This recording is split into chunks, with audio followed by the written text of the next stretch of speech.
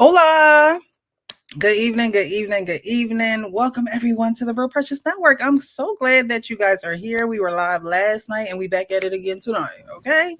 Definitely hit that like button as you come in. Definitely subscribe to the channel so you are a part of the community. You guys know that on Tuesday nights we go live and we talk about adoption, foster care, family, parenting, all the things. Okay. And then on Wednesday nights we have the men's forum where I have a men's panel. Anyone is welcome to join the panel. It is not just for men. However, the base of the panel are men. They give their perspectives. We have conversation. We have clear communication, respectful communication, because if you're disrespectful, you're getting kicked out. Okay. And just open conversation about topics that we see on these YouTube streets or Instagram, TikTok, all the good things. Okay. So thank you guys so much for being in, like, share, and subscribe. So, Mr. R. Payne, how are you doing this evening, sir? Yeah, fine. Can you hear me?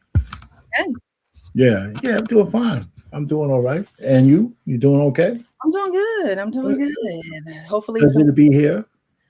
Nice. I'm glad that you're here. I appreciate you. Thank you. You don't have to, but you do it. You are definitely a part of the OGs, the original men's panel, and you're still riding along with us. So I appreciate you so much. You give a perspective that many need to hear. You give a perspective that may be different from some of the other guys on the panel. Nevertheless, your perspective is appreciated, and I thank you.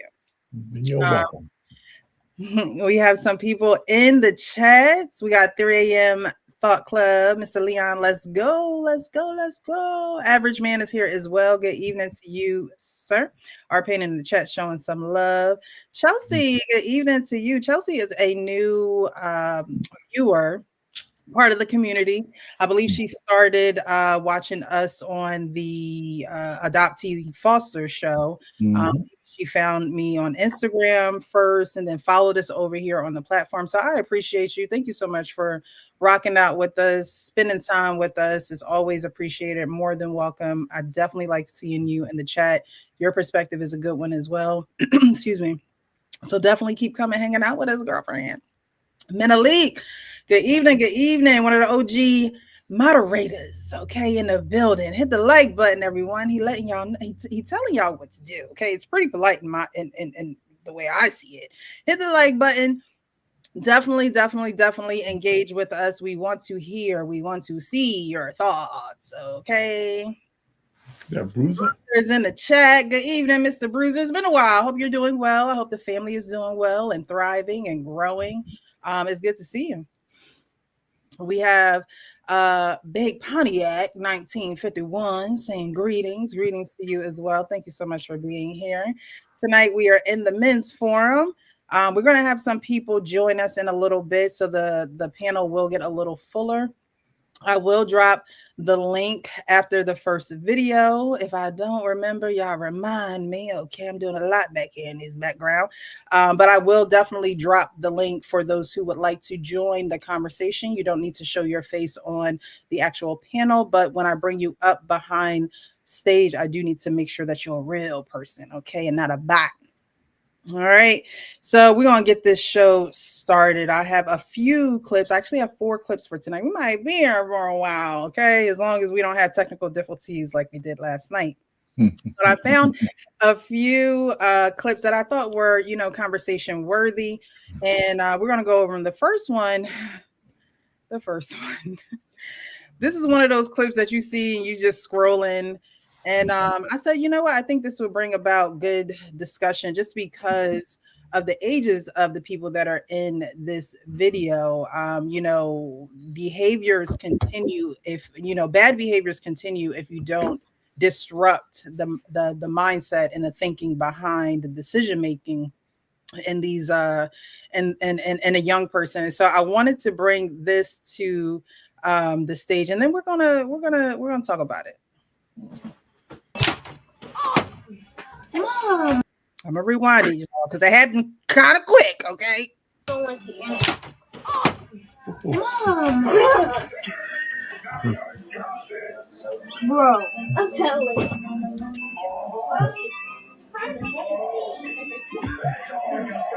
I'm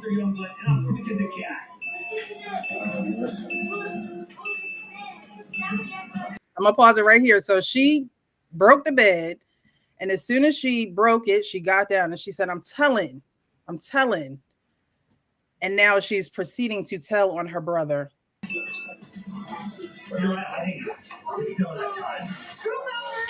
Come on. Dad. Bro, why did your rider just break my freaking damn? What's up with kids calling parents bro? Like, I think it's just in them to just be like, bro. Like, what happened to mom and dad? But she blaming me, but it was her. Jai, you blaming you. You freaking broke it. Yes, you did. Bro, you standing on it. No, you standing on it. No, you. So this clip is from the neighborhood talk. Shout out to them. Are moments like this just kids being kids, or are they early signs of behaviors that needs to be addressed and corrected? You're asking me? Yeah, I'm asking Well, everybody. it's an early sign of something that will grow into something really bad. Mhm. Well, let's peel back the onion. It's who the mother believed. That's another part. If she automatically believed her daughter's story without finding out, I don't know. Did she call her son? And that's another thing. They talk on the phone or what? What's going No, on? okay. So what happened was the daughter fell, broke the bed, and Yeah. then she broke it. She goes, "I'm telling." Right. So she goes into the room to where mom and dad are, or at least one parent. At least Right. one parent we know, right? So the brother is listening, like, I know So he called. you're lying Yeah. on me. So he calls Right. dad on a Okay. hotline. Okay. Okay, he had him on. He's number one on the dial tone. All right, and said, "Dad, bro." Yeah. Yeah. Said that I broke it and she broke it. Did it. Okay. So he called. All right. I missed. So the point really is that it? Do we see anything after that? That's it. So he calls dad Okay. and All then right. he goes into the room where there's one or two parents. I don't know if dad is in the house or not, but brother made Ah, sure to get the story okay. straight before he stepped into that room. Okay. Yeah, but it's something definitely that needs to be corrected, But I think I need the other part of it to see if one parent automatically believed the first person to tell. I think that makes a big difference. You Okay, know, so let's just say the parent did believe. Now there's a whole camera in the room. yeah, I saw the cow. Okay. So, no matter who they believe or not, the There's a footage is there. camera. You know what I mean? So, okay, so is this, let me ask you, and maybe it doesn't matter because we're trying to show, is this a skit or they have a camera No, on this their is kids? real. So That's who has a camera on their kids like that? That's really weird to me right away. I don't think it's weird to have surveillance in your home. Like, I don't think it's necessarily to see exactly what kids are doing, but again, we don't know if mom and dad are in the house or if it's just one parent. And so if there is only one parent, there could be surveillance all over the house just so that parent is secure in knowing what is happening at home, whether their kids are there or not. But I can understand what you're saying too. Hmm. Like, it is a little weird, but It's big weird, but I can dig it. I mean, mhm, it's just indicative of other things. Because if the kids know it's a camera there, that's one thing. But if they don't, that's indicative of something else. But let's not go down there. But okay, mhm, let's just assume the camera's there for less than nefarious reasons. Okay. So the camera would be the great arbitrator, right? Because it won't lie. right. Okay. The camera's not gonna lie. Right. Um, and I see this point wholeheartedly. Yours truly, Toya, because it's a boy/girl sharing a room, looks like they need to keep eyes on everyone. That's a good point as well. yeah, That's a good yeah, and well, that means they're close to having to split them soon anyway. Uh, right. There's no doubt about that. And the other thing, I'm just thinking about the boys and what boys do at 14 or 13 years old. Oh, jeez. Yeah, Not it's time for them to get, separate rooms. Nah, for the girl if he's by himself. yeah. Yeah, that's a whole nother thing. Yeah. You know. You can learn that. All you gotta do is just listen. That's a good point. That's a good point. um, Sibling rivalry. Yeah, I definitely think it is, signs of behavior that needs to be corrected Yeah, it's definitely, especially immediately. if she lied and got caught in it. You'd have to correct that right away. You Hmm. really do. Yeah. I would say the same thing. Good evening, Mr. Sean. How are you this What's evening? going on, Sean? Your volume is a little low. Which is a good thing. It's a little low over there. Okay, Um, okay. Is that better? Let me see if I can. Is that better? Mm, That is better. that's Okay. better. Yeah, I changed to the mic. What's going on, y'all? All right. All right. Hey, have you been watching the video that I just showed? I didn't see the whole video. I saw the ending part of it when he was It's like, short. "Bro." It's short. So, Yeah, it's a short video. I can play it again. Let's okay, show. cool. Let's show. Let's show. Mom, bro, I'm telling you.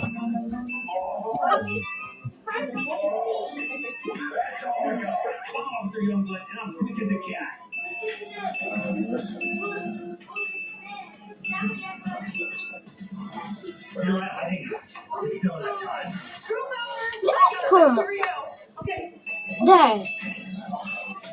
Bro, why does the writer just break my freaking thing? But she blaming me, but it was her. Jai, you blaming you. You freaking broke it. Did she say, "Why are you trying to play me now?" Or play me now? You still did. Bro, you standing on it. No, you standing on it. No, you. So there it is. She blamed her brother, and there's footage showing that he didn't do it, and he called his dad right away, saying, "Hey, she's trying to blame me, but she broke my thing. She broke my bed." So do you think it's signs of early behavior that needs to be corrected, Of course, or is it just a absolutely. sibling kids will be kids type of situation? No, she lying. Kids will be she a lying little heathen, and she's practicing it very clearly, deliberately. That's a problem, and somebody need to correct that problem before it corrects her. Right, right. But absolutely, it's a problem.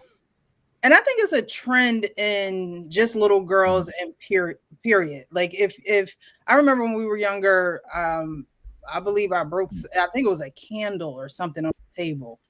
And I blame my brother, child. I ain't gonna lie to y'all. I did.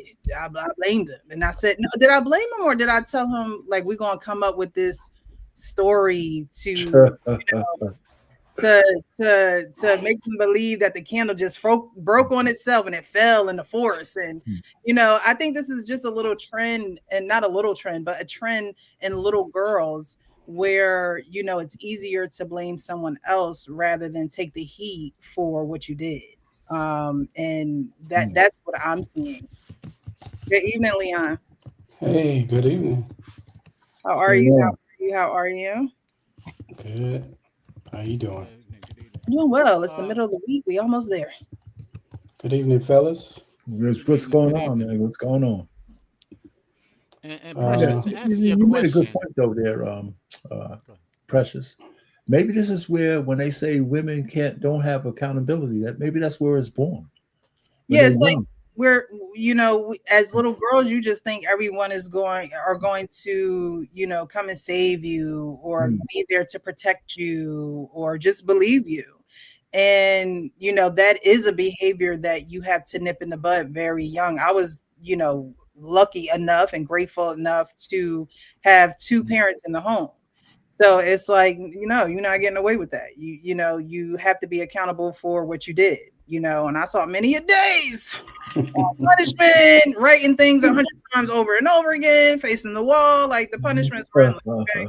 But it changes the behavior. It That's where discipline comes in, right? There's people who punish their children, and then there's kids who discipline their children.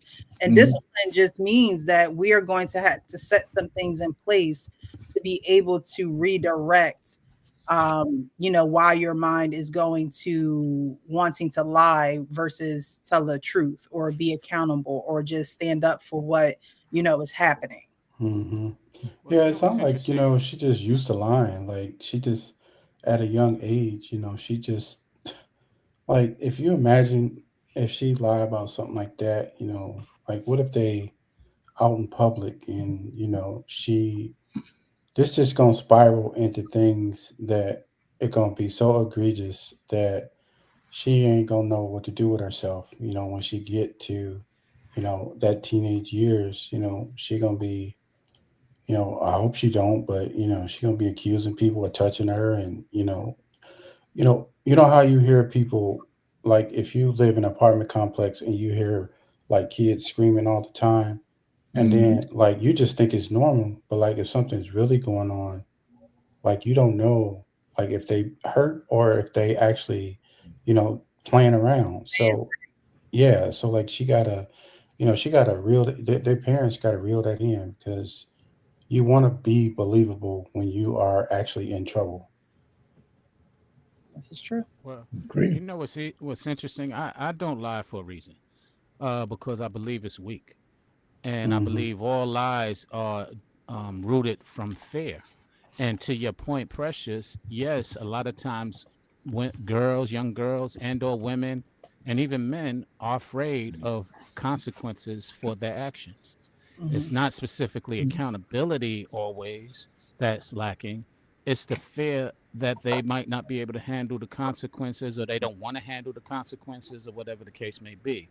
And with that Hmm. being said, you start, you know, at a very young age, through protecting what you are afraid of, lying.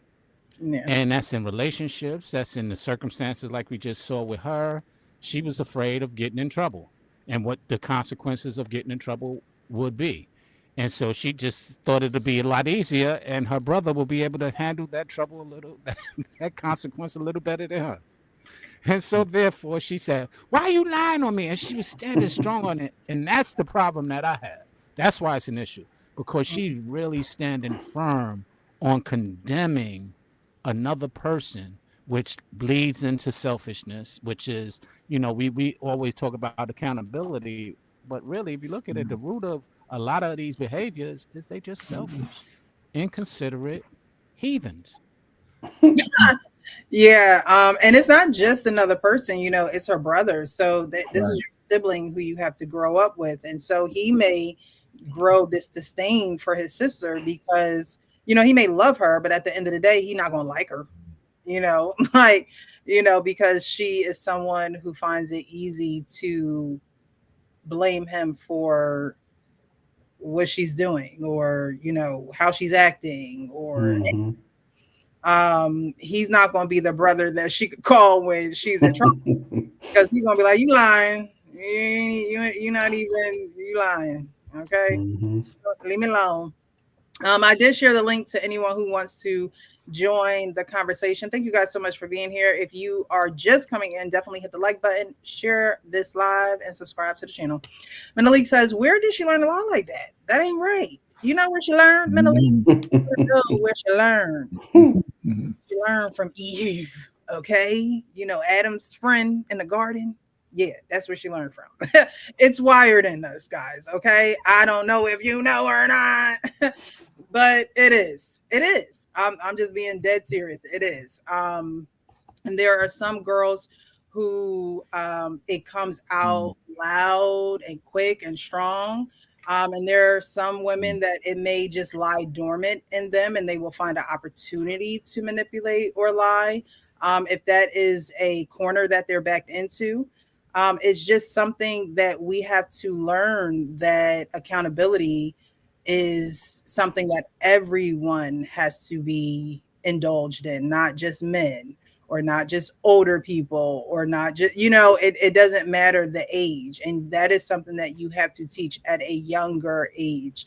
Because if not, like Leon was saying, you know, it can turn into something where it could become deadly. It could be very detrimental to her own health. It could just turn into so many things where at some point someone is not going to be able to protect her from herself. And you know, it's one thing to bring others into your mess, but to be in a mess all by yourself and not be able to be protected because you have this reputation of lying is not a good place to be in life. As a child, as a teenager, as an adult, it's just not a good place, because no one's going to want to support you out of fear that you're not telling the truth. Chelsea says, as soon as they disrespect the authority, the name mom and dad has all bets off. All bets are off with how these kids act. Yeah, it was straight, bro. Raimi says, yes, thank goodness there is a father in the house. I imagine discipline can fall to the wayside with an overwhelmed single parent. Yeah, and that's another thing. Like our pain was saying, you know, where was dad? Like, is he calling him in another house, or is he calling him in the same house that they are in? I think he's in another house. I have a That's feeling that he's not there. diabolical if he in the same house. Come. I said that's diabolical if he in the same house and he Well, you calling. know, back in the day, you had to call people real loud. Now you have a phone where you could just text them, or you could call them. I don't think that odd. It's just, you know, lazy, but No, it depends on the size of your house, but you know, right. I have a feeling. I mean, you know, the way society it's kind of not a bad far fetched to think that his father's not living there. Yeah. You Okay. know, but Also, let's just see. I mean, if there's another part to this, I don't know if we're you know, holding it back so we can get this out first, because I think what we're not really talking about is the consequence, as if she went to tell her mother and her father wasn't there. Sounds like, because he called him. It Yeah, really depends on what that parent says, because the consequence of that lie is also the other part of this. Mhm. Yeah, because if the mother comes in, and say it was a physical abuse parent who beats their kids, Mm, you know, or yells at the top of their lungs or punishes, you know, you punish one of the kids because of the lie of the other. Now the consequence has been compounded, right? It's right. a compound, you know, not just a lie, because I can see a kid getting trapped if one of the kids is a habitual lie that every bad thing that person does blames it on the other kid, and the other parent out off rip believes. Now I'm feeling trapped, maybe right? that's Now I'm why they got feeling the trapped. camera. Now my trust is going with my parent. You know, it could really snowball like that. Yeah. yeah, and another thing, I wonder if they were step siblings or if they were actually have That's a the good point. same parents. Ooh, oh, man, you know, black community. So they could be, and that's another That's a good point. That's a I good mean, point. sharing a room like that. Let's just say they got the same mommy and daddy. Very, But very it's not far fetched in the hood. It's not, if that's where they're from. It's not Yeah, far fetched. especially if you no. have a single mother Oh, who wants both her kids. It happens pretty unfortunate regularly, and that's the yeah, circumstance that the they live difference in, and between a that one could bedroom and lend. 2 bedroom apartment is a Yeah, lot of I I money. don't mean, but know. that could Comfortable. lend to why they got the camera in there, like you said He was earlier, Precious. he was very comfortable calling his father, which means to me that means that, you know, his father is in close proximity. He was very Well, comfortable with what? calling. He called him literally after she walked in there and he heard her lying. So I'm going to assume that Yeah, Ed is definitely in the picture somewhere. somewhere. Mhm. Um, and yeah, I mean, I'm not saying that they're not step children, Well, but well, yeah, because dad could be in the picture. He could have a better rapport with dad, and it could be just his dad. And that's why he's calling, yo, dad, she over here, because this doesn't seem like it's the first time that something like this has Hmm. happened. He knows her tendencies. So he was right there on speed dial, like, oh, here she at it again. Here she go. Look, you know what this girl trying to do to me? She trying to set him up. She lining him up, and he knew it.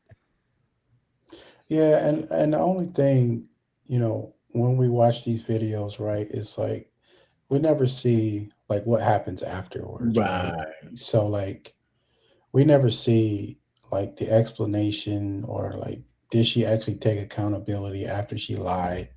What was the uh, like punishment or like how did they correct her behavior? Because yeah, it's on camera, but like what are the steps after that? What steps are they taking to correct her behavior and let her know, look, this is not okay. You can't be doing this. This is your brother. This is not somebody out in the street. He's going to be protecting you. So you have to protect him and not lie, when she clearly, like, if they didn't have that camera, like, he would be getting in whatever kind of trouble that he's going to get in, right? Like, they going to punish him or they going to whoop him or whatever punishment they decide. But they got that camera now, and when they go back and look at that camera, they were like, oh, wait a minute. You just told a flat out lie. Like, you in here lying. A bold face lie. Yeah. Hey, bold. Exactly. Well, I will say somebody asked a question earlier. Where did she learn it from? And that's a very interesting question to me right now, because that might be the consequences depending on, she might have learned it from one of her parents. It True. might, and if Hmm. they condone it and they do it pretty regularly, no harm, no foul as far as she's concerned. Yeah, that definitely could be a factor as well. And it's not like learning it where the parents are, and they could be telling her to say certain things too. I remember when I was in foster care, one of my foster parents would have me lie for her, like tell them I'm not here, Ooh. not here. Tell I can't come to the phone, or I can't, and I was young. I'm like, tell them yourself, like what, what I look like. The mailman, like, you know what I mean? It was just like, but that is what teaches you to do that. You know what I mean? It's not necessarily, when it could be her seeing her parents, one or the other or both, tell little white lies or things like that, but she could be involved in lies as well, because parents don't have no problem telling kids to do X, Y, and Z. And Or the kids that she be around, in her neighborhood or in school, you know, a lot of people don't realize, especially parents, when they send kids to school, the ones that is not aware, the kids in the school have a big influence on how your kids think, Yep. what they gravitate to, yep, and how they carry themselves. Like, and some parents, they just send their kids to school like, oh, I got an 8-hour babysitter. I don't have to worry about them now, and that's really not not taking true. that into consideration. Yeah, especially in 2026. It ain't like 1997. Okay, it's not the same. Kids have access to so much that you as a parent can't even fathom to try to, protect them from all of it. But you can, Right. instill rules. You can have a closer look at what's going on in their personal life, and things like that. Parents definitely do have to be involved in those things in their child's life, because Hmm. where are they being influenced? That's what a parent needs to know. Where is my child truly being influenced? Do I know their close group of friends? Do I know the personality of their friends? As far as the daughter going in there and telling on her brother, and her brother getting in trouble from her lie, I think it is also the parent's job to fully know their children as well. Like, if you know your daughter a liar, then you taking what she's saying with a grain of salt. If you know she's always telling on her, but she looks younger than him too. So Mhm. if she's always trying to blame something on him, or bickering or fight, she just looks like one of those little girls that she just can't sit still. Like, she's crying all over the bunk bed where he just sitting there chilling. That you see the difference. She in everybody business, and he Men and just sitting women, there right? chilling. Yeah. A little boy, he just sitting there chilling, on his phone, whatever, relax, not bothering nobody. And here she go, just acting like the bed is a monkey bar, and fell and bumped your head. Okay. So she needs her focus and her energy driven in a certain direction. And that's where Hmm. parents come in to say, okay, what natures do my child have? Like that's the work you have to do as a parent. What is their nature? Yes, they are extensions of me. However, I done already lived my elementary years and things of that nature, and times were a lot different then, and I may have been parented different than her. But what is the nature that my child has today, right now, in today's world? And Hmm. how do I find ways to feed the positives in her nature and weed out the negatives to see what direction we need to go with that as well? Because I say that everybody needs to go to counseling, and that doesn't exclude children. There are the adolescent counselors out there. There are, sometimes it does take for sitting children down and doing a activity or something where their attention they have to be aware of what's going on in front of them. So I think that a lot of things play a factor in this video, but I wanted to start off the live with that one because I saw it and I said, it's more than just a young girl playing on the bed while her brother's chilling, texting. These are behaviors that you have to get in check at a very early age, because if not, they turn into grown women lying on men, but then arguing that they're not protected. It's just you just can't have both. You have to be able to be accountable in order for someone to say, you know what, you have good character. You may not do right all the time, or you may da da da, but at least you own your stuff, right? Like, Hmm. I mean, I'd rather someone say that about me than someone say, "Oh, she never owns up to what she does. She doesn't take accountability." Like, no, I'm an adult. My decisions are my responsibility, and I don't put that on other people. It's not their responsibility. Yeah, you gotta imagine, right? Like that had to make like some kind of loud boom. I mean, like breaking the bed like that, and you didn't come and run in to see what was going on. That's another key thing. Like if you really look at that video, like where like I she on the know she bed. made.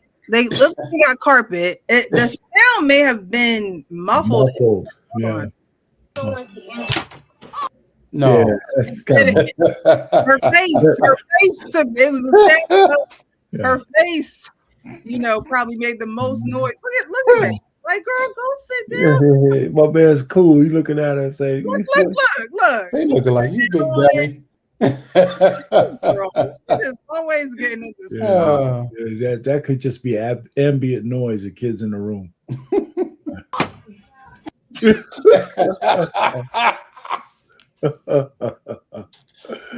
You know what? You know what? I think she lied. She was embarrassed. Right. Oh, ain't she good words? I'm telling.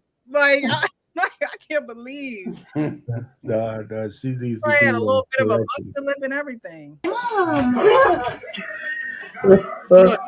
Well, we know that look, that reel wasn't holding anybody up anyway, no matter what. Yeah, but you ain't supposed to be hanging from it. It's probably say that on the instructions when you build the bed. Don't hang for the reel. Bro, I'm telling. I'm Chilling. That's Did hilarious. you see his face when he looked up? Like, is she? Come on. He's like, okay, He's good completely job. unbothered right now. He's, He looked up like, what? Did he look at the camera? I'm trying to see. Come on. Dad. Bro, why does the writer just break my freaking damn? But she blaming me, but it was her. Jai, you blaming you. You freaking broke it.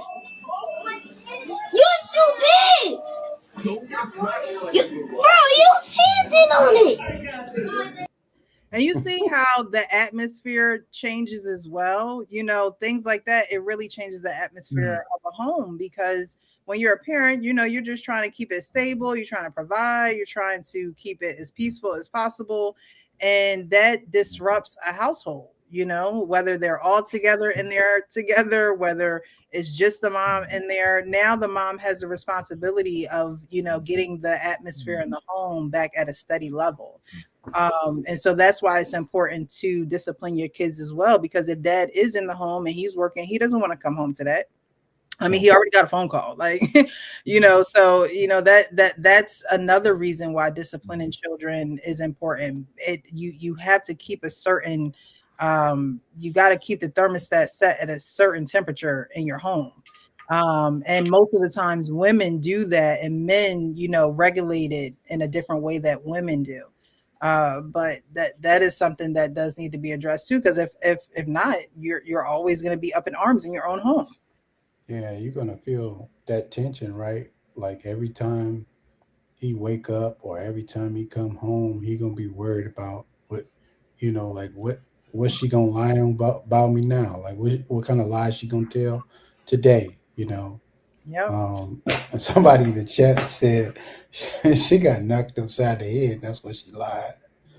just lost all her senses, right? Like her common sense, her vision, she probably couldn't hear for a second or two. got Like, C, That's she it's got funny. like, CTE. yeah, like certain things just, that's a depiction of sometimes, girls who grow up to be women. It's literally a depiction of they gotta bump their head, like they have to do things enough to where, now they're physically hurt, and it shouldn't take all that, like, right, it shouldn't Hmm. take all that. But in life, as you get older, life will do that to you if you continue to make bad decisions. It'll just do Exactly. it to you, whether it's emotional. We all know that emotional turmoil can become physical and taxing on your body, and your mental health. So Hmm. all these things are a reason why behaviors like that need to be controlled at an early age. Discipline needs to be set in place. They share a room, but it looks like he was chilling. He just wanted some probably alone time. They also need time apart. That's another dynamic that needs to happen in the home where, teenage or adolescent boy has his time, by himself or with his friends, and Hmm. daughter has her time with herself, or with some friends. All those dynamics teach children a lot about spatial awareness and their surroundings, and just their identity in individual play as well as communal play. Like that's where all of that learning takes place. Man, And I you didn't really realize that like until I got older, realizing about your own space, like that you need, Yes. that time to actually decompress.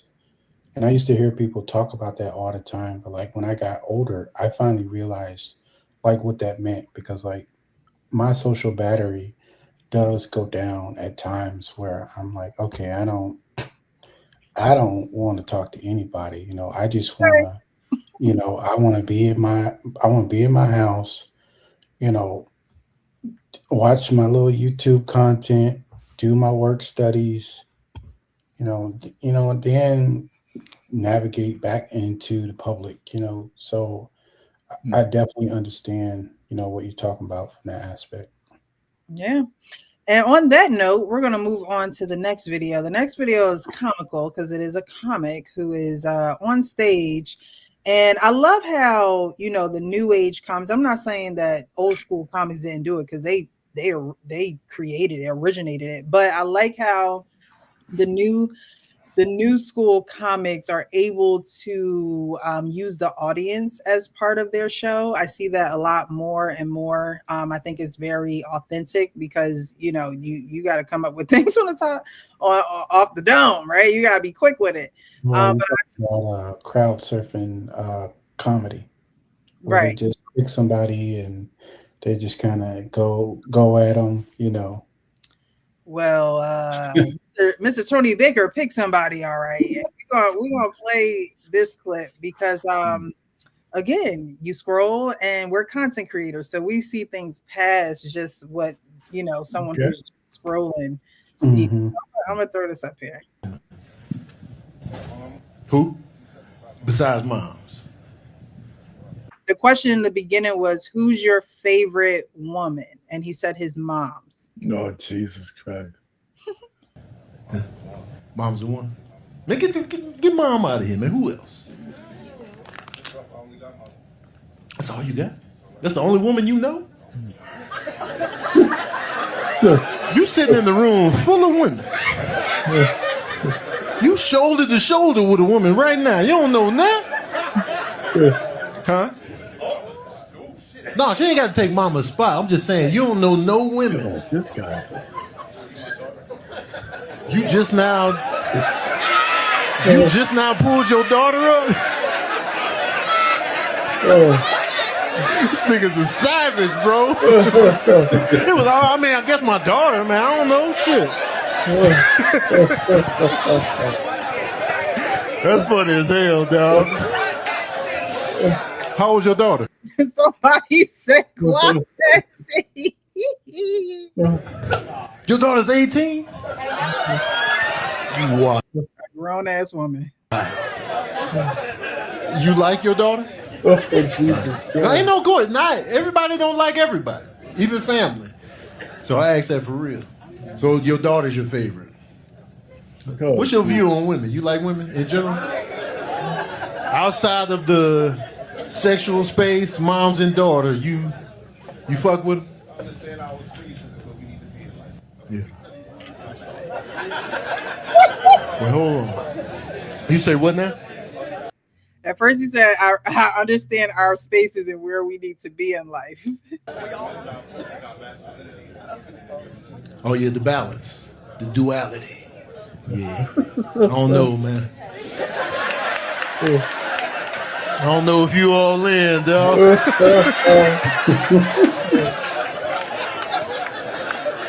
I don't know, dog. It was too hard for me to get answers out of you, man. Shit was tough. Because he was like my sister, my great-grandmother. He dug in the crates. He's your great-grandmother, man. He was like, man, I don't know, man. Shit. I can't say mom, son.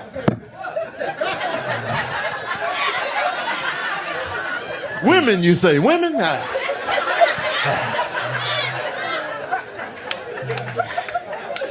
Shit. That I like. My daughter, I guess. Shit, I don't know. Hard-hitting question. Here it go. So I've been seeing this on the internet, man. They be asking people, in what order do you pick? The spouse, the child, or the parent, or the mom? That question. Don't like women McGee, man. Who you saving first? You going moms? You going moms over daughter? God damn. Shit! You drive a hard bargain, dog.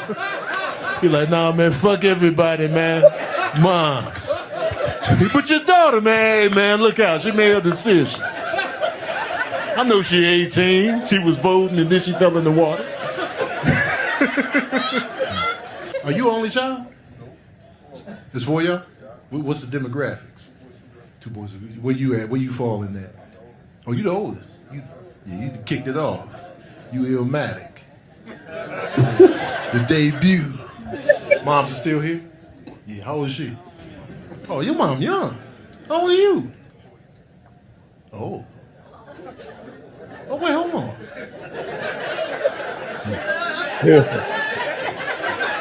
It's my math, man. I failed 7th grade. You know what, man? Fuck y'all, man. I'm out of here, man. I'm getting the hell up out of here, man. Man, watch out, man. Ooh, goodness gracious. Good evening, Coach Ferg. How are you? So, Coach. What's up, Coach? How's everybody doing, man? How y'all doing, man? Y'all looking good up there on the screen too, man. Doing good. Doing I was good. gonna ask who is that up on the screen, but it's you. We appreciate you for joining this evening. What's up, Sean? That is Tony Baker, a comedian, and he's hilarious. But even just his daily content, he posts a lot of videos and does a lot of commentary on it. But in this video, do you guys think it's a red flag when you can't name a woman you admire other than your mom? Like, is it like what were the vibes y'all got on this man? I don't think it's a red flag. I don't really think that's a red flag. You know, he might not be involved in it with anybody. So he might not, other than maybe having sex with him. Don't have to admire a woman for that.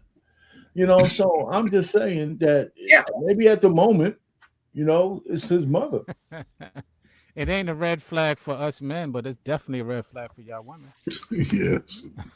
I don't see it as a red What flag. do you mean? What do you mean? Meaning, if you run into a man who's saying that, you might want to, have a little bit of discernment on dealing with him. Well, that's what I'm saying. Let's get into it. Okay, so it's not a red flag for men, of course, because y'all not trying to be with the man. But as a man, if someone, okay, let's do it. Let's just get into the activity. Arpane, name a woman that you admire other than your mother and your wife. The way you couch the question, right? If I had to, I have a lot of aunts I admire.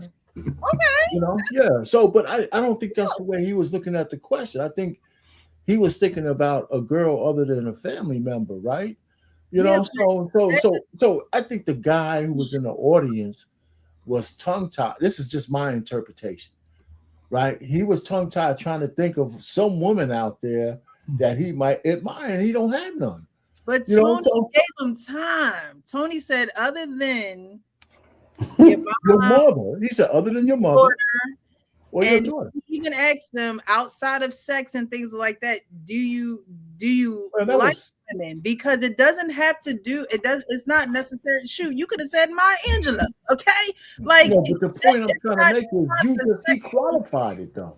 He qualified it the second time by saying outside of something sexual.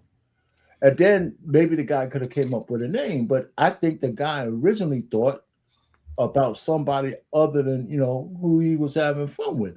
And I don't think it's a red flag if you don't have no special woman to say, hey, listen, my mom and my daughter, outside of them, I don't have no special woman. I just got a couple of chicks I'm banging out, and that's it. I don't think that's a red flag.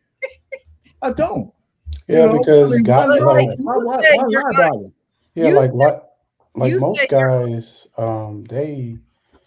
if you have a good relationship with your mom, most guys, they look at their mom as they reverence their moms, like they value their mom's opinion.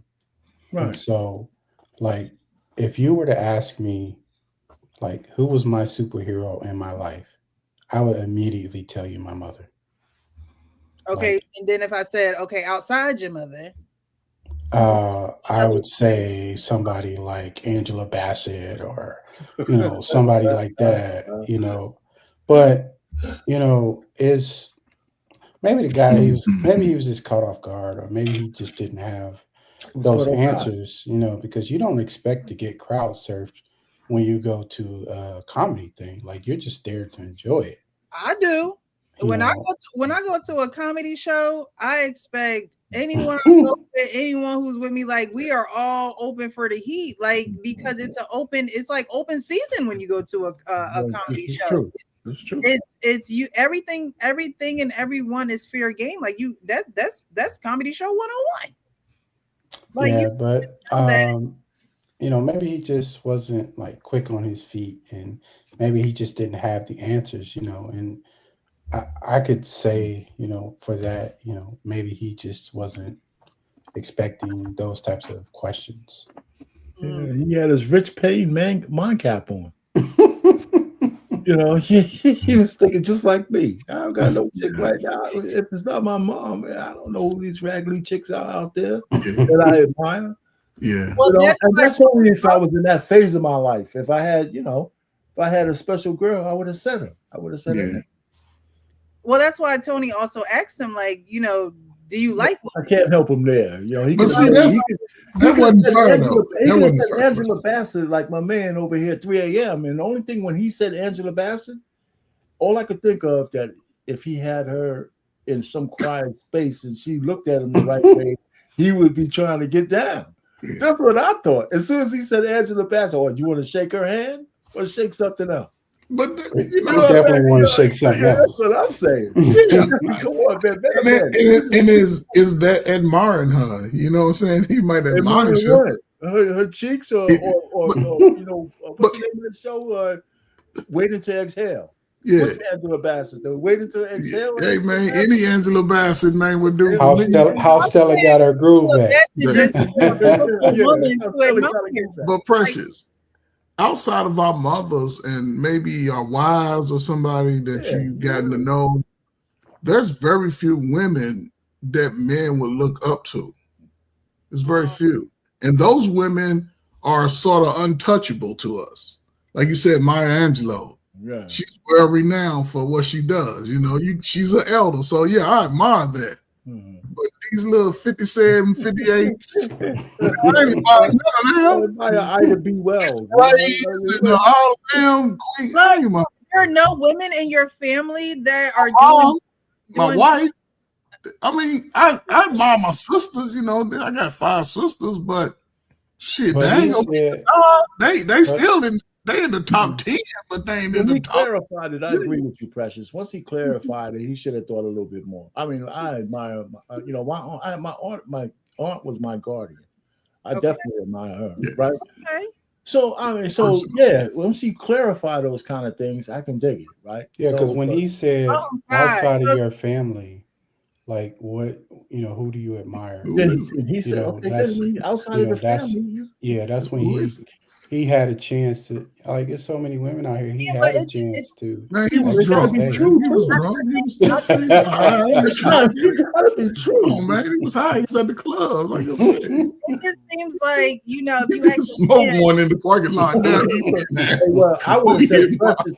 If he would have said, I would have said Precious. So she has this men's panel, blah, blah, blah. She's a nice lady. It seems like when you ask a man who he admires, it goes sexual, like other than my wife or platonic or like a mother child. That would be a good men's panel right there. But it's like platonic with a man, a woman and man. That would be a good one. But go ahead. If I don't know if the shoe was supposed on the other foot, would it be kind of like the same reaction? Like I've had male coaches who I admire, who push me to be better. My father, but outside of family and things of that nature. But would it be the same? But y'all minds about what you're saying. Straight. Yeah, we probably haven't had a woman coach. This is the beauty of our difference. I've had one. It's the beauty of our difference. I can see a woman rattling off a whole bunch of men that she admires from a non-sexual standpoint. Well, men, we're not wired that way. Not that we don't have to have sex with a woman, but we don't walk around saying, "Well, I admire Hillary Clinton." She's saving the world. Oh my God! Coaching. That's all that she does. I admire Glorilla. That a woman will take up in a man's brain is what y'all are saying. Like that's how y'all think about women. It got to be a sexual. But not a lot of women are close to men except a woman that he's dating or parents and family members like that. But that makes the admiration even better because a lot of people don't know her like that. A lot of people do admire from afar, though. When you admire someone, I admire Shirley Chisholm. Shirley Chisholm. I give Shirley Chisholm. There you go. Harriet Tubman. I admire those women. You know what I'm saying? Those are great women before me, so I honor that. But as far as somebody that I know, I admire Shirley Chisholm. I do. Maybe I think admire might be the wrong word. That's a strong word, ain't it? Yeah, that's admire might be a wrong word. Which one? Which one? Chisholm or Tubman?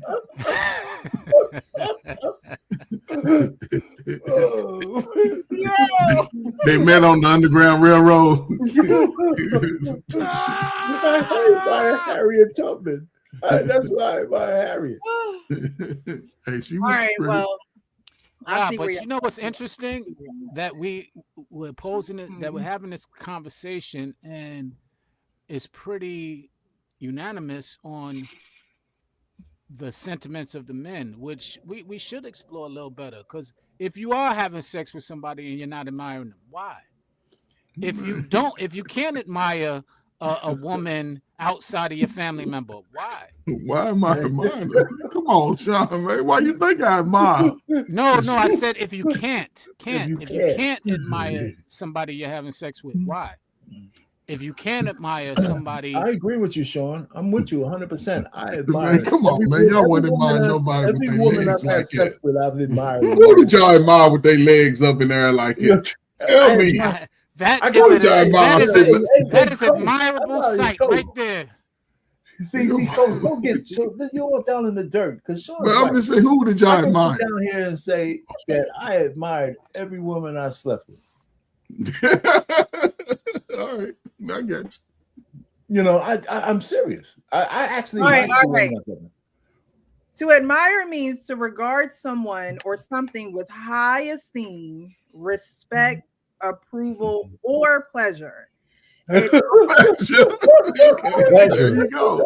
I admire every woman then in my past. I admire her. pleasure. So y'all are only seeing the pleasure part of it. It often implies feeling wonder, affection, or deep appreciation. It sounds right to me. Deep appreciation for a person's quality or a beautiful object. It can also mean to look at someone with enjoyment, such as a view or artwork. Precious, I admire every girl I used to see with a big booty. It's artwork. I see this artwork out there. Like, man, that is admiration. No, but I will say this. I do have friends that like I never slept with, and I guess I admire how they handle their business. You know, like I have friends that have, you know, I have one friend, she has like five kids, and like she takes care of her kids. You know, she handles her business, and I, I guess I'm out of the norm because there's a lot of guys that think that, you know, guys can't be friends with women, you know, that whole thing. But I don't feel that way. Like, I think you can, if you have those boundaries, like you can have female friends, I and agree with that.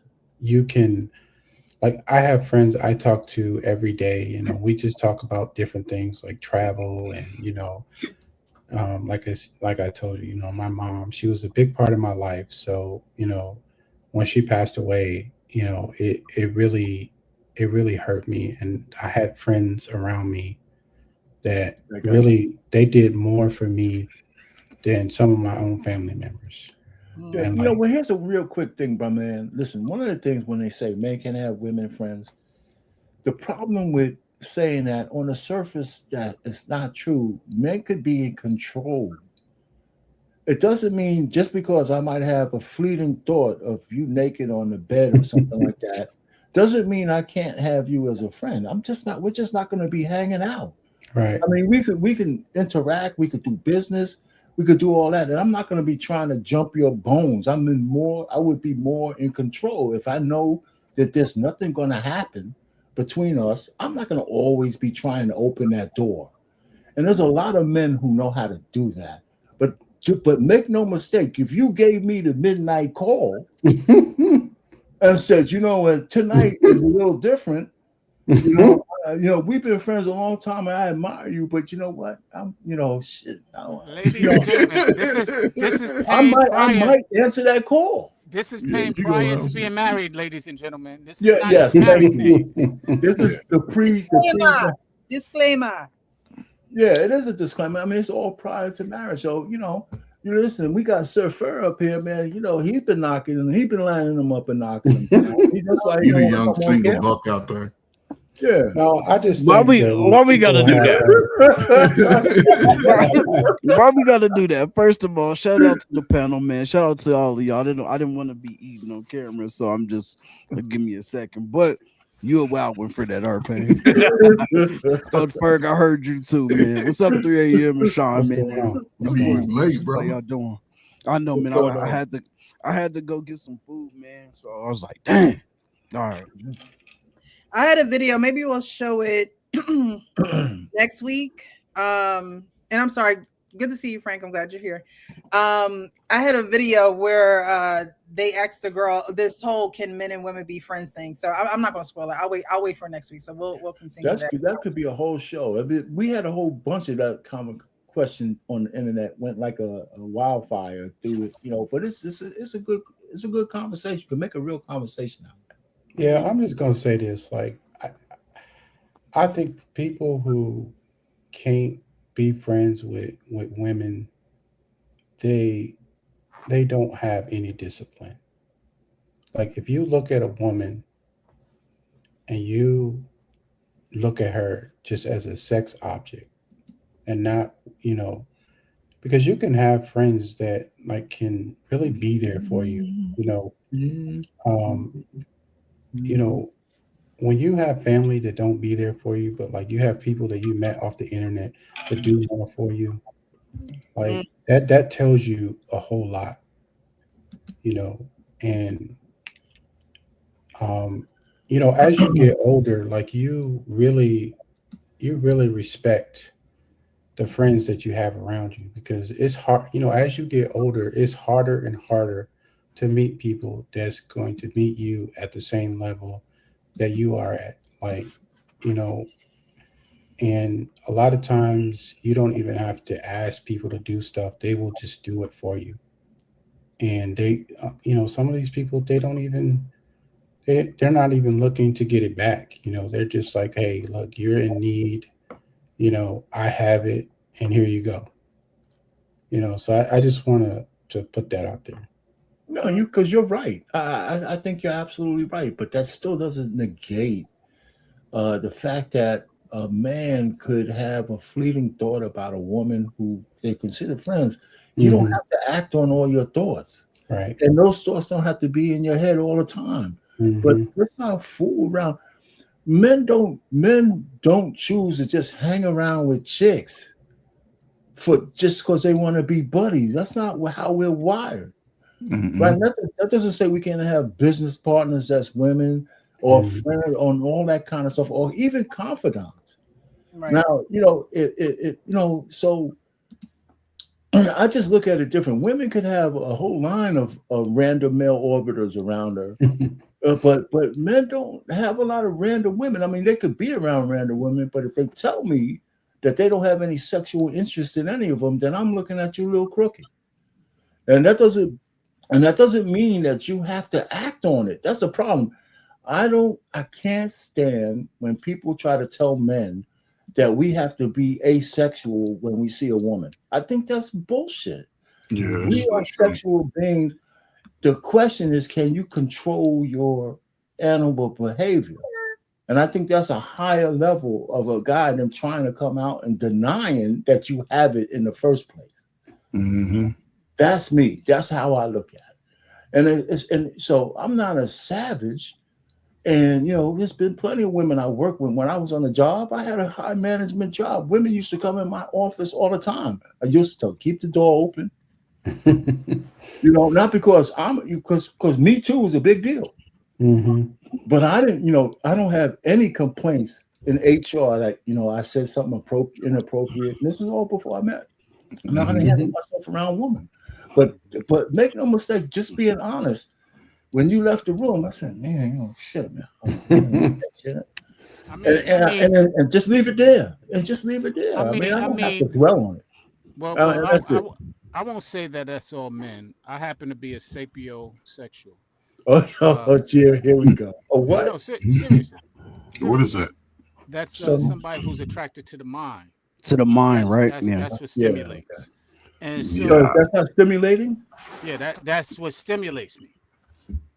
So It's so a lot of men who feed off a woman for that stimulation. yeah. I think So it's. not. I mean, say what you want. I haven't It's always true. been. I I don't. haven't always trusted a big butt and a smile, because you got to realize. Yeah, I don't I believe that. I mean that's because you got to So, realize the person who wrote that record was a friend of mine, and so I'm like, I never trusted a big button to smile. So because I don't trust a big button to smile, when I see a big button to smile, I'm like, that's coming with problems. That might come with an issue. So With it ain't 18 something years that of child matters. support. That 18 years of child support. that could be the problem. There's a lot of different things because she has so many options that it could be a headache as far as I'm concerned. That's the first thing that I see. Not to say that that's not after I do get in their mind that I start. Oh, damn, she got a fat. But the point being, hey, look, hey, I don't It's care. nothing more stimulating than a woman who catches your mind. I mean, how are you going to sit down and just leave it there? This chick is fantastic the way she thinks. And it's all plutonic up there. Oh, Lord I don't Jesus. want to have a melding of the mind that ever gets physical. Oh, shit. well, you got to There ain't realize. probably nothing more sexy than a cerebral. You all in her mind until she turned around and walk away. What are we talking about? So she walk away and she built like you like. So Sean, Yes, sir. So Sean, what makes you like you see a woman out? Okay. So she apparently has to have a certain look for you to even approach her. Right. You ain't just approaching anybody. So when you see her from across the room, right, she's aesthetically pleasing to you. And that draws you into her. Now, what comes out of her mouth after that may be a turn, but initially. Are you asking me or telling me what draws it? Sort of both, because I'm trying to understand how you are seeing these women. First off, when I do see them from across the room, part of the mind stimulation is that she's interested in me and we have that eye contact. So that's already stimulating. Me and Precious have eye contact too, man. But what do you go after if it's not a big button to smile? Well, first off, you can't go after her mind at first. You don't know. At first you got to be attracted to something. I mean, unless you just in a network, right? You in a net, because sometimes, like, if you in a network with somebody, then the things that they say, the way that they move, and things like that, person can grow on you. You might not necessarily be attracted to them physically, but they can end up growing on you just by the way that you hear them talk. The things that they say, their mind, but. That initial attraction, it got to be something. It can't be, oh man, her mind. I like that purse. Look at them boots. It got to be something. Well, when you knock them boots right off the bat. Well, when you like I said, I'm human and I'm a man, so there are things that attract me. But what it is that just because I'm attracted don't mean that I'm going to pursue it. For sure. And so the attraction could be there. I've seen so many women who've been the most attractive. And just once I started talking with them, it just went downhill. It was like, so that's why I now have designed my approach. I'm looking for something more than just the attraction. Because like I said, I know the guys who wrote Poison. And that line resonated with me. Never trust a big button to smile, because I'm also a rapper in that day and age. And Sean, they wrote that song 40 years ago. You can't trust a big button to smile in your 20s. You can't tell me you ain't trust a big button to smile then. Come on. Well, are y'all listening to me? Because I'm telling you, but you ain't believing. Don't take it personal, Sean. No, I'm just saying. I'm telling you. I think I shared this story with y'all before. As a rapper, I was in a relationship. And I was the CB or the cock blocker because I honored my relationship. Niggas were looking at me like, yo, what the man? And I dealt with that. So you ask anybody, and I'm literally on tour with a lot of different artists y'all might know. And so they're in our tour bus. And I'm sitting there honoring a relationship. So I was different. So, I mean, you say what you want about it, but that's just my reality. No, and Poison came after that. So once Poison came out, it just coined that saying for me. I was like, oh, I was on to something then, but it kind of just resonated with me. So I was different. I gotta say that. You could be in control. I'm not saying that everybody like me. I can't stand when women think men can't be in control, regardless of how we think. You know, and most men don't take sex from women unless they're allowed to. Most of us are not rapists. That means men are in constant control, man. You know, and we don't get enough credit for that. You know, men are mostly in control of their libido. No matter what we say, we don't go around fouling women. Some do, but not most of us. No, you Yeah, know, that's so like I argue that with anybody anytime. Look at any statistics. there was When you an say most of us, episode. do you mean men that are in Yeah. age bracket or Any man. age bracket, Yeah. any age bracket. How many? Listen, but I like hear you all the said, time. They thinking if most men don't assault women. oh no, I don't mean like assaulting a woman, But, but but okay, you're let me talking finish about my discipline, sentence. right? But most of us have sexual thoughts about women, and we control it. For sure. Well, yeah, I mean, it could be a lot of reasons. It could be circumstantial. There's nothing you can do about it. Like, you know what I No, mean? no. But That's not that's like you said, you've had people come into your office, women, beautiful women, come into right, your office, right? right. And you have your thoughts. However, if she was to give you that call, like Mr. Payne, I want you to put that. Like, Yeah, if you give but that that's not. call, Yeah, you're you would right. But know. you're missing my greater point. My greater point is that it's a fallacy to think that men have sexual thoughts and we can't control them. Yeah. That's a fallacy to think that we have sexual thoughts by nature, and Right. That's not mostly true. we control them. Huh? No, But that's not mostly we true. control them regardless of the age, or they'll still be just rent. In our society, most men don't assault women, and we Wait. think about sex all Okay. the time. Okay, so the reason why I'm saying that, why I'm calling cap on that, is because you contradicting Cap on yourself. what? I'm about to share it. I'm about to explain it. It's cap because you just finished saying if I had the opportunity, No. you No, ain't controlling we ain't nothing. talking The about. We talking opportunity is about. I'm talking controlling you. about criminal activity. No, Opportunity is not no. criminal I'm not activity. talking about that. I'm talking about you saying you controlling it because the opportunity ain't there. No, I didn't say that. You said that. No, you said most men think about it, but they control it. And I'm like, That's you ain't right. Regardless controlling of the nothing. No, opportunity, you're not. regardless of the When the opportunity or not. opportunity there, that's when the control is tested. And you said that you will fail that test. No, I never said that. As a matter of fact, one of my Wait a minute. greatest, no, I never said I'd fail that test. You One of said my if greatest it's a clips, late night and she one called of my you, greatest clips on my other network is one of the hardest thing a man ever did was turn down some pie. And I've learned that lesson long time ago. Hey, that's the hardest thing y'all can do. Turn Yes. down some I'm not. pie. It is. Hey, it is pretty Turn tough. down It's pretty listen, tough. I ain't gonna lie. It's I a had to top learn three. that It's for a that. top three, and it's a top It's three. up there. It's hard. Nice, It's hard to willing, turn that persistent thing woman. down. You know, a woman who's willing and You done lost your damn mind. When you get your damn mind, you call me. just She to almost made understand me how spit out men my don't drink. you know, men don't turn down the opportunity to get laid unless they have control. Unless they have control.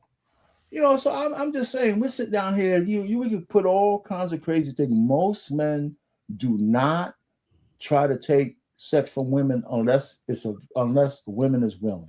Yeah, for sure. Period. I'll stand on that. Well, in I any agree profession. with that. We're not Right. talking Well, that's what I'm about talking assault. about. No, but I'm talking about Well, controlling you can't yourself. change what I'm talking about. You Can talk I about finish? what you're No, talking no. about. You It's not said, accusing me of something. Payne, you said, Golly. this wasn't me. You said that if the opportunity came, That's right. what control are you having? But So I what didn't say I take it at every the opportunity. control is when the opportunity is there No, and you decide not the to. control is when the opportunity is there or not. No. No, yes. No. How The do you control figure? is when the opportunity is there. You How do can't you tell me what I figure? mean. How do you It's figure? control is when the opportunity is there or not. No, what I'm saying is that's Yes. not control. Payne. There is control. What's Because what's most men control? control themselves. If the Most men opportunity is control there, themselves. Y'all gotta listen to each other first. You know, but he's trying to put words in my head. I don't want to listen to somebody telling me what I'm saying. Who's going there? You know, you have your opinion, that's fine, but don't tell me what I'm saying. I think he's going at the point when rather men than are you. alone with women, some people consider that an opportunity, and it's not. I think what That's right. he's saying I think he's going is, at the point rather than you. Go yeah. ahead, 3 a.m. So, like, I think what he's saying is there is control on either side. Like, when let's just say, for example, you out at a club and a girl, you holler at her, like Right. you got the opportunity. Like, if she give you the opportunity, are you gonna take it or are you gonna like, nah? There is control both ways. There is control when somebody call you at 2 a.m. in the morning, like, hey, can I pull up? Right. Like that, you'd be like, nah, I'm straight. That's control either way. Like, so you have to really look at it that way. Yeah, I do look at it that way. And so, but if a woman gives you an opportunity, do you not create? Then you have to look at what else you got going on, right? Mhm. You got to look at what else you got going on, and then if the opportunity for you is there, but it ain't right, you just turn it down. Yeah. Yeah, because she could be a liability. Like, Yeah, she could, exactly. Every Yeah. time you like, open up, every time you open that door. So, but when you say the word opportunity, that means the woman is willing, mhm. and to me, that has a connotation. And what I say is some men turn that down, but that's not what we're talking about. Now, I didn't start out with that, but we could elevate the conversation to that. But that's one of the reasons why this whole notion of platonic relationships is a whole nother conversation.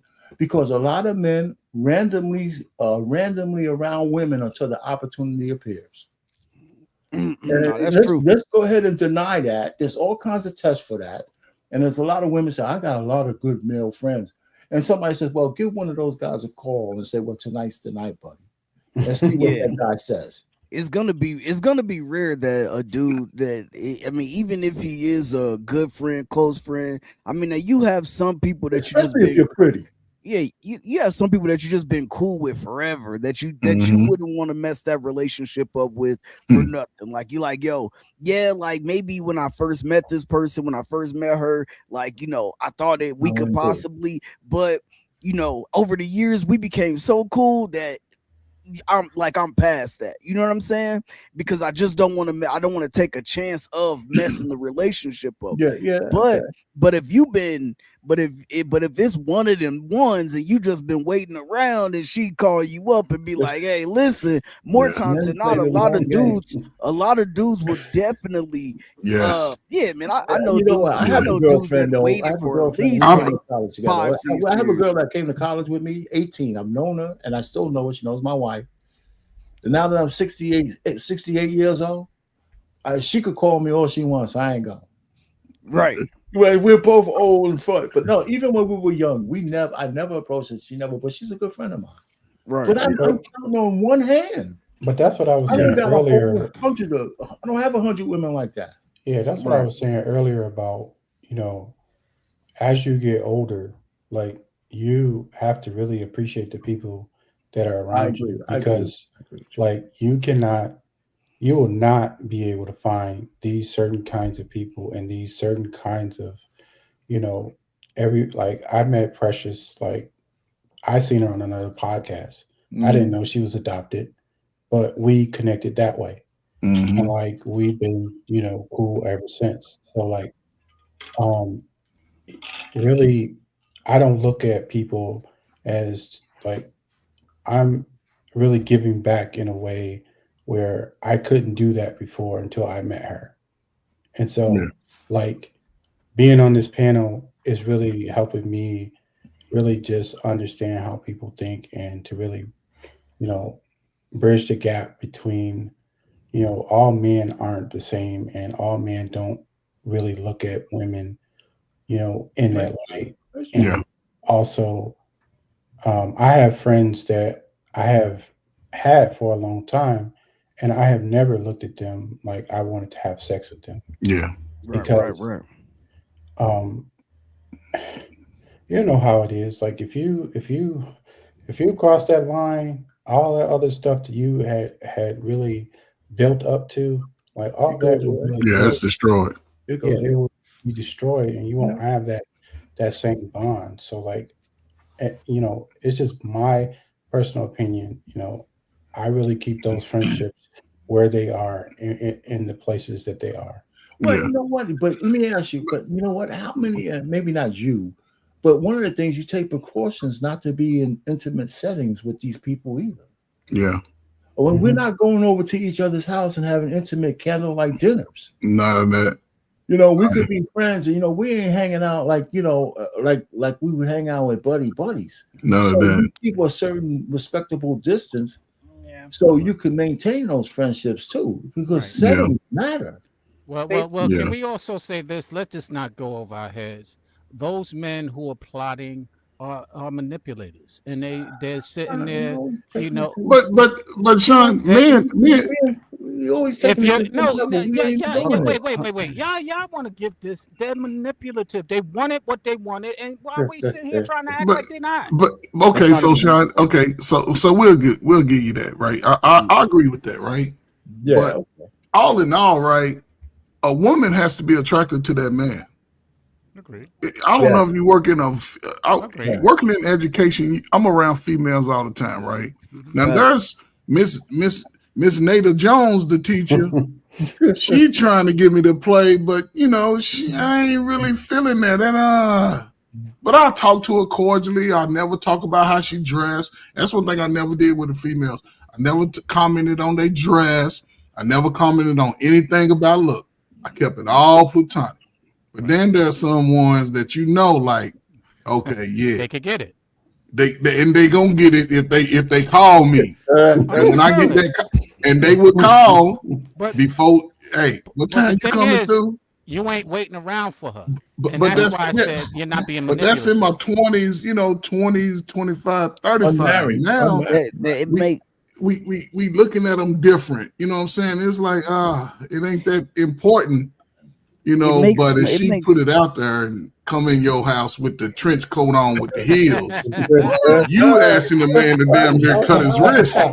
Come on, man. What we talking about, Sean? Somebody knock on your door right now, Sean. You be like, I'll be back. You'll be gone for the rest of the show. Come on. Is Sean capping anyway? Okay, Is Sean tell me how capping I'm anyway? Tell me how I'm capping, Frank. Because how could it be manipulation when that woman knew that you liked her from the jump? Well, You wouldn't even no. Hold on. You wouldn't even be in the friend zone if it was up to you. She put you in the friend zone. Now, if you guys become cool, yeah, we're just cool. We haven't, and we just still haven't taken that opportunity, right? Because it's a lot of dudes that have been there, that shoulder to lean on. Okay, like y'all got your back, whatever the case may be.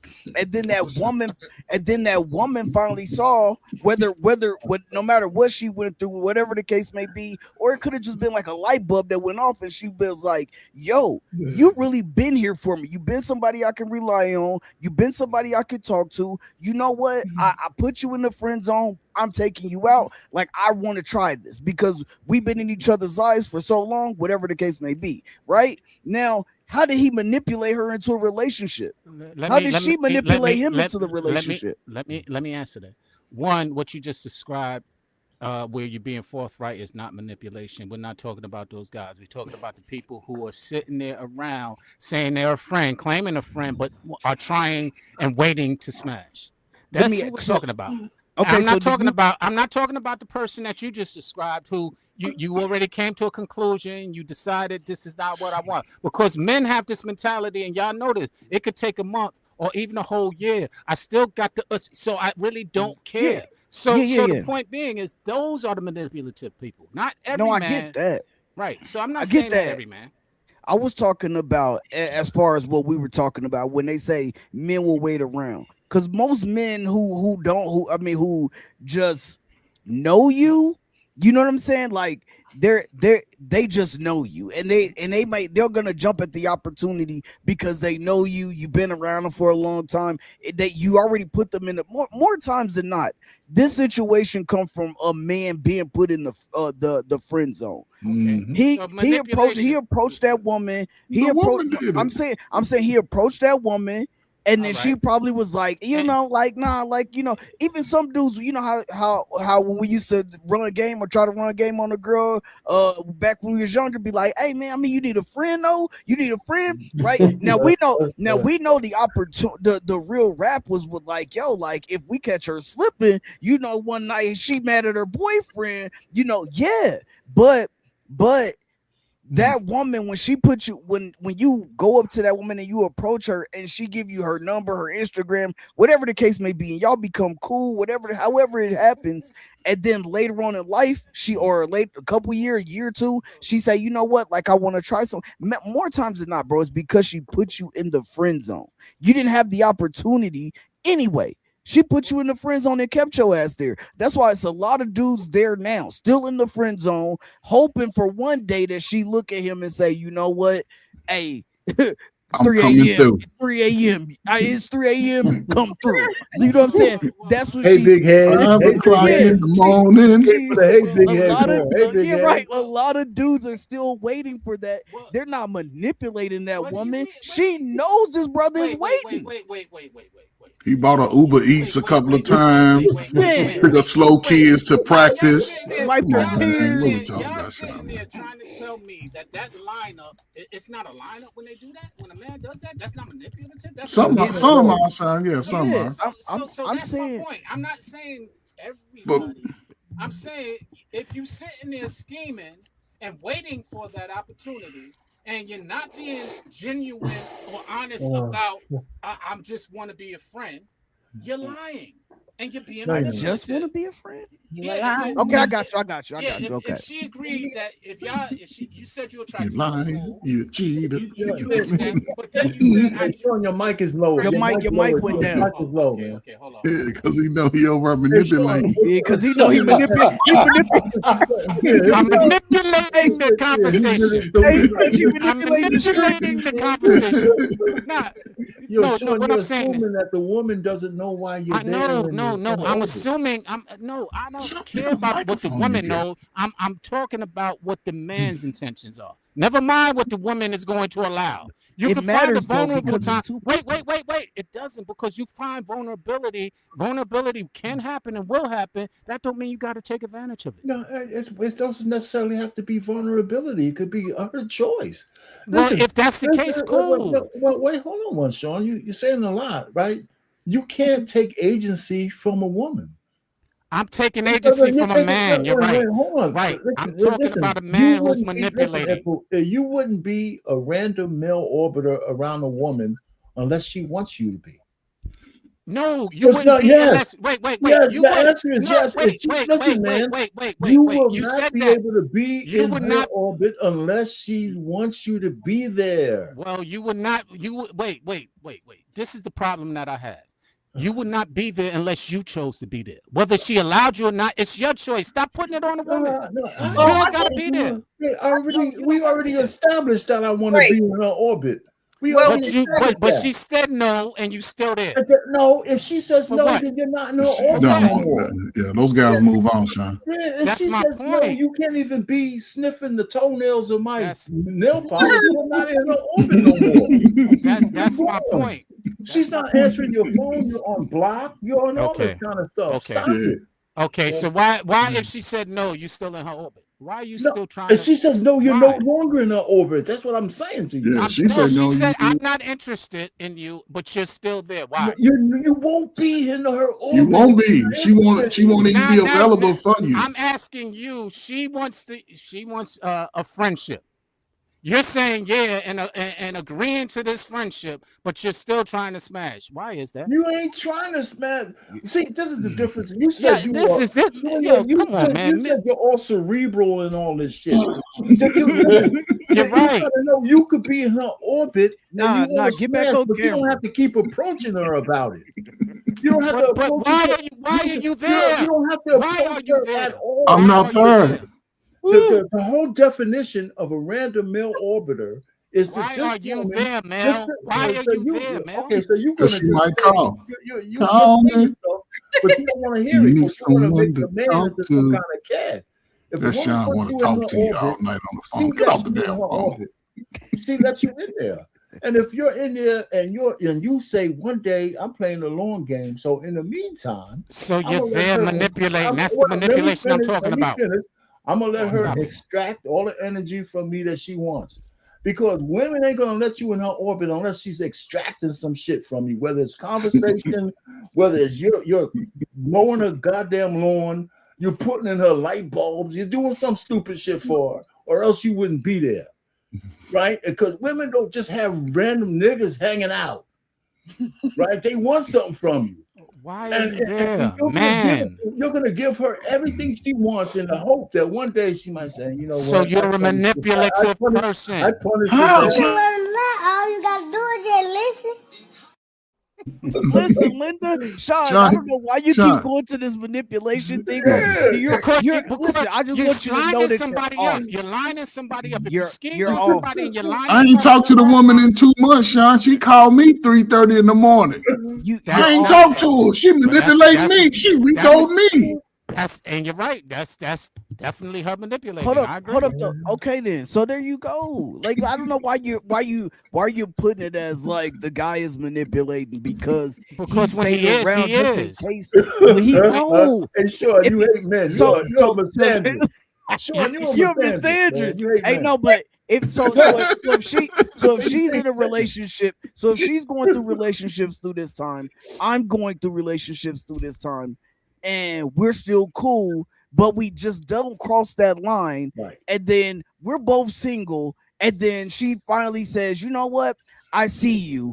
I want you. I manipulated her the whole time. No. Let me explain. And why y'all acting like Sean is talking about the man who a woman is like, all right, I'm cool with just being friends with you and this and that. But he finds ways to, make it known that he is still interested in more than just a friendship. The, Right. in that instance, a woman has to make the decision of, I'm not, like Arpane was saying, I'm not going to put myself in this situation because I know every time we hang out, you like, there's these little innuendos and I'm just not comfortable. I'm not feeling you. Like, I just like you as a friend. Thank you. And that's not a man being manipulative. That's a I man agree. just being a man, That's right? right. Like That's women have to be accountable for what we allow because y'all literally just said for the last 45 minutes. Yeah, we just derailed the whole show. We just derailed the whole show. Y'all have a nature. Like men have a nature about them, and women can't be ignorant to that, right? I think that a lot of male and female relationships do flourish when there is no physical contact. Like, when there is no opportunity for you to be in the same vicinity together, especially if you find each other attractive and things of that nature. Lord There's an easier to be friends when there's no opportunity to be in the same room together. It's easier to send each other encouraging messages or check in with one another when there is no when there's no opportunity for physical contact, because then you put a woman, especially a pretty woman, in a situation where you may not get the reaction that you think you're going to get because y'all have cultivated just a friendship. And women need that proximity to like you. Like men don't necessarily need that. Y'all can just step on the scene and yeah, you see over your house, she take off her shoes and she got Precious. feet and all that I shit. hear you, Man. Precious. Come on, man. But that ain't true. Women, we need some experiences with you. We need some proximity with you in order to give you that type of energy with us. Precious, that sound good to the dude you don't like. That sound real good to the dude you don't like. The dude that's a little The dude that's a little chunky. Like, the those dude wouldn't be considered your friends. The dude that got a crooked eye. The man's mind. Like now you acting as a man because no, you're not looking at them as friends. But Precious, and I'm not saying you, but most women are not even going to allow me to be in their presence if they're not attracted to me in some kind of way. They're not going to do it. They'll talk to me. Initially, if I talk to you, a man will more than likely let women know that he's interested. The first time we start running our mouth, we interested, right? Now you put us in the zone you want us to be. So if you put me in the friend zone, let me fall back. But I'll call you every once in a while on on your special Fridays. Hey, lovely. Hey, beautiful. But that's it. You might not even respond back, not right? lovely, bro. But that goes to what Sean is saying, though. It's like if you're going, but I'm not manipulating, huh? If you're going to fall back, fall off the earth. Like okay. there's no reason Hold on. to continue to you know, Damn. she Be a friend. tried Not fall off the if earth. he if Fall off the Let, earth. let, So, man, a lot of let's like reverse not it. literally, so I shouldn't Yeah. be your friend. I not shouldn't be your Let's friend. let's not reverse it. literally. Let's But reverse it. Men. some women don't like it's either women are nice to you and they, pretty much, hey, I really respect you as a friend and things, this and that.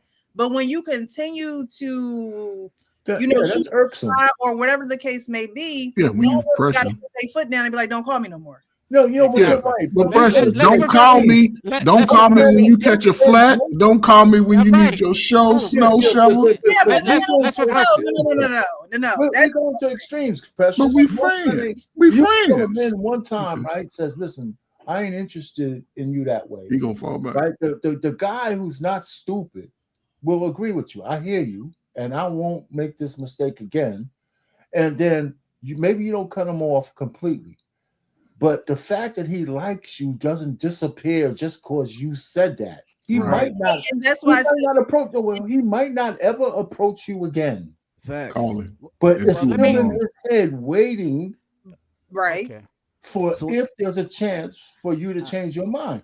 And he might be real subtle with that whole thing, and that's where his manipulation thing comes in, right? But listen, if you could develop a friendship in the meantime, and some guys could get used to just saying, I like this woman for A, B, C, and D, because I actually you get some admire her? benefit You're from her. I actually get some benefit from knowing that woman. Well. So some of us do mature in those areas. Thank you. However, make no mistake, I could not approach you again after you told me not to, and we could develop a friendship. But Let's be that really midnight, if you gave me that midnight call, Okay. if you Wait, gave wait. me that midnight call, and I said, holy Y'all shit, always she's giving me the midnight call. This is just figuratively. Listen, if you're fine, Precious, we can have a whole relationship of me never approaching you again because you Watch put this. me in my space. And now you're comfortable with me. I'm comfortable with you. We ain't talking. And then we find ourselves in a situation. You're looking all pretty and relaxed. You got your shoes off. Your toes are wiggling in the air and shit. You know what I'm saying? Come on. I'm looking at you. Okay. And you had that one sip of wine. And you just in the right spot. You ain't got Pucker them lips and shit. I got you. backgammon and shit. Man, that's funny. That's why Precious just said proximity matters. And let me The just proximity reverse it. matters. Yeah, and let me just reverse it. If we all probably have put a woman in a friend zone, correct? For sure. Okay. So now if that woman in your friend zone continues to make passes at you, continues to and then that late night, you just down, you and your girl just had an argument, this, that, and another, and she's like, hey, you want to come over? We could talk about it in person.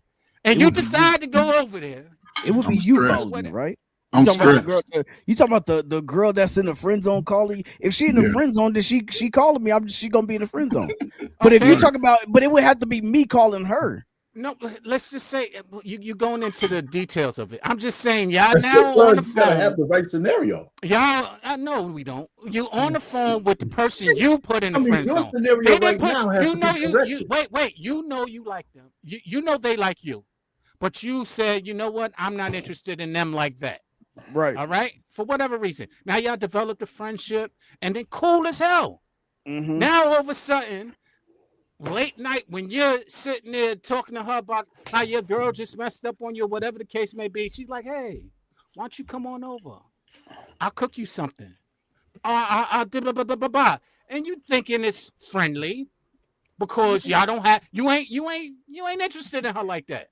Nah. So now I'm an adult. I know exactly what the hell she trying to do. right. I'm just saying if I broke up with my girl and she called me, and I call her and I'm telling her about me and my ex going through these problems, and she say, you know what? Why don't you come over here and let me cook for you? You're right. I know exactly. I know exactly right. why she want me to come over there. Right. Somebody So knocking now, them boots.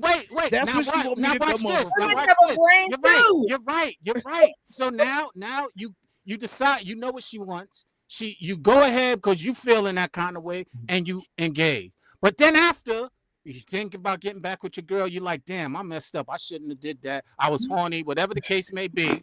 Do you feel like I know we take accountability, so we don't feel like they manipulated us. But if she did invite you over, knowing that, yo, he's a man, he might take me up on this. Who do you blame? Huh? Myself. Does she disturb my peace? Myself. I know it myself. I know exactly myself, bro. I know exactly why I went over there. I was like, she called me on that night. I was even look, I was in my feelings. I my can't girl even argue. left. We just take accountability. You're right. You're right. Yeah, I blame myself because I went over there and I shouldn't have. I guess you just meant to do the same thing. They need to blame themselves because I agree. From the beginning, what it is, if you have already set some type of but you're right. I agree. But your relationship, you can't say a man manipulated you. Right. Wait. You're right. But does it dismiss the fact that does it dismiss the fact that she was trying to be manipulative and trying to take advantage of that vulnerability? I think she was. You didn't accept it, but was she trying? I don't think she was being manipulative. I think she was being an opportunist. She's seen the opportunity to slide. I'm saying I think she's seen an opportunity to slide in the door, and that's what she took, and that's what she acted. What's the difference? What's the difference? I mean, semantics. If you opportunists can be manipulative. I think the manipulation comes in when she's continually trying to get me to come over there, knowing that I have a woman. That's when the manipulation comes. Oh, can you come help me with this? And then I come over there and she got on a short skirt. Oh, can you come help me with this? I come over, she got on them yoga pants that see through. Now you know what you doing because you know that I got you in the friend zone, but every time I come over here, you got on some skimpy shit. You're right. So you're right. You actually linked to my point.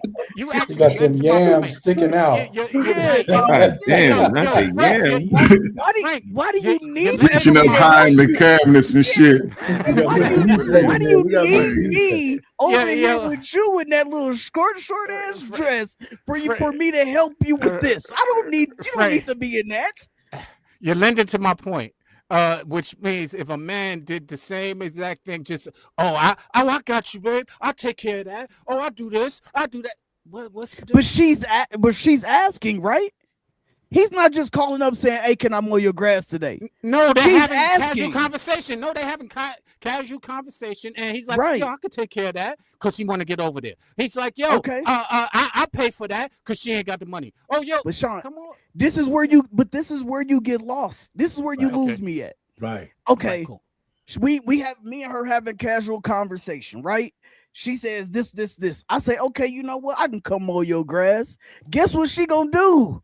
I'm gonna be mowing that damn grass, and she gonna be looking out that window like, this sucker that came over here and mowed this grass again. Because you know why? Because she don't have the intentions of doing anything with me. Right. Now, if I have a woman in the friend zone,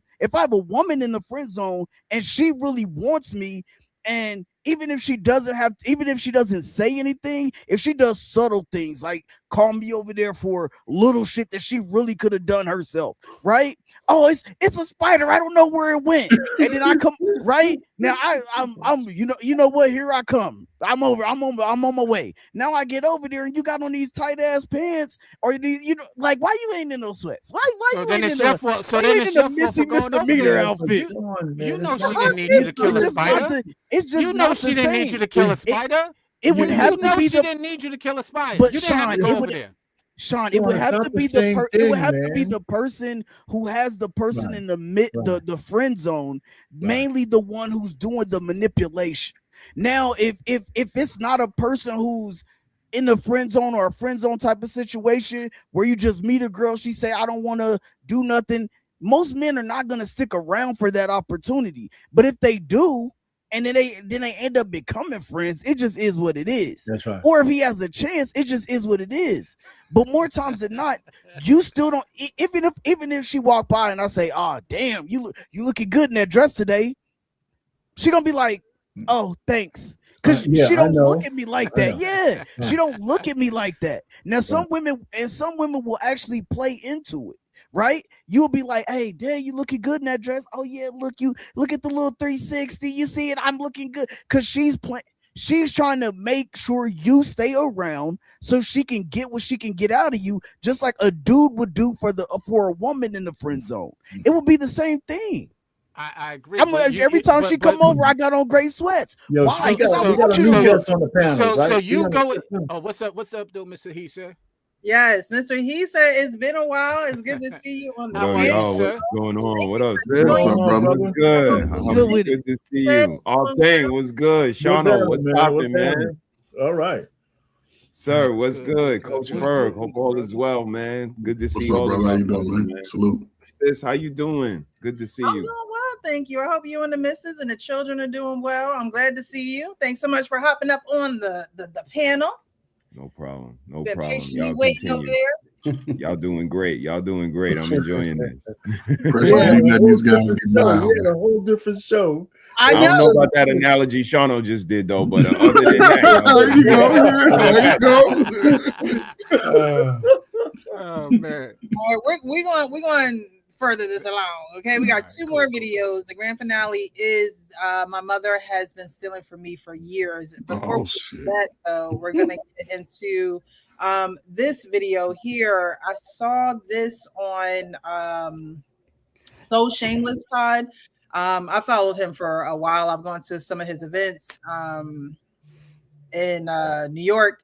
And there's a debate on his channel about parenting and if the mother should pretty much make the father feel comfortable with co-parenting. So we're gonna go over this one.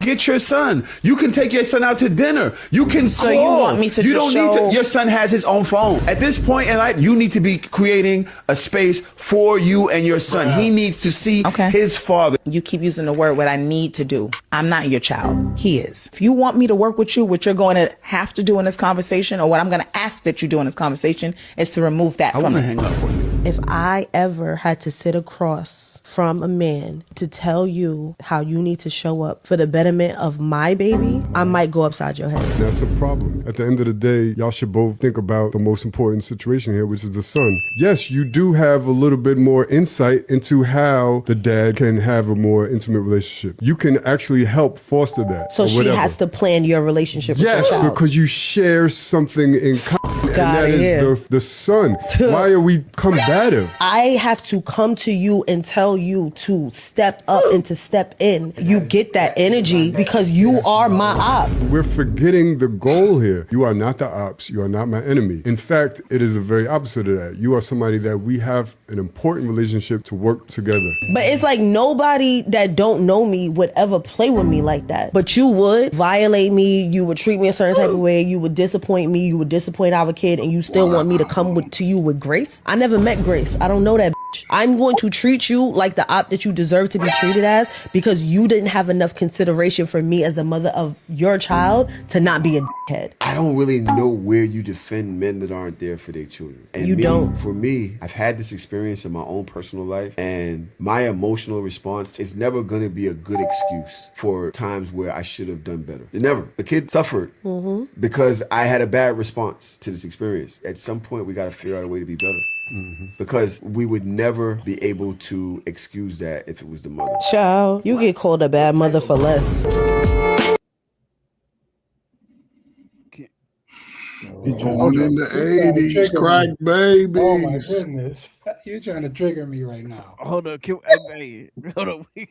So is it the mother's job to make the father comfortable co-parenting with her for their child or their children? Well, the problem I have is when people have children, the women always say my child. Like it's a piece of property. Like it's your car. No, you guys have a child together. You know, yeah, he has to step up. Like, but don't, when you say my child, it's like you're leaving the father out of all like decisions. Like you are saying, you know, I have seen where some women will be like, well, my child ain't going over there with your family. But like, how is, like, if a man has other children, how is that child going to get to know their other sibling?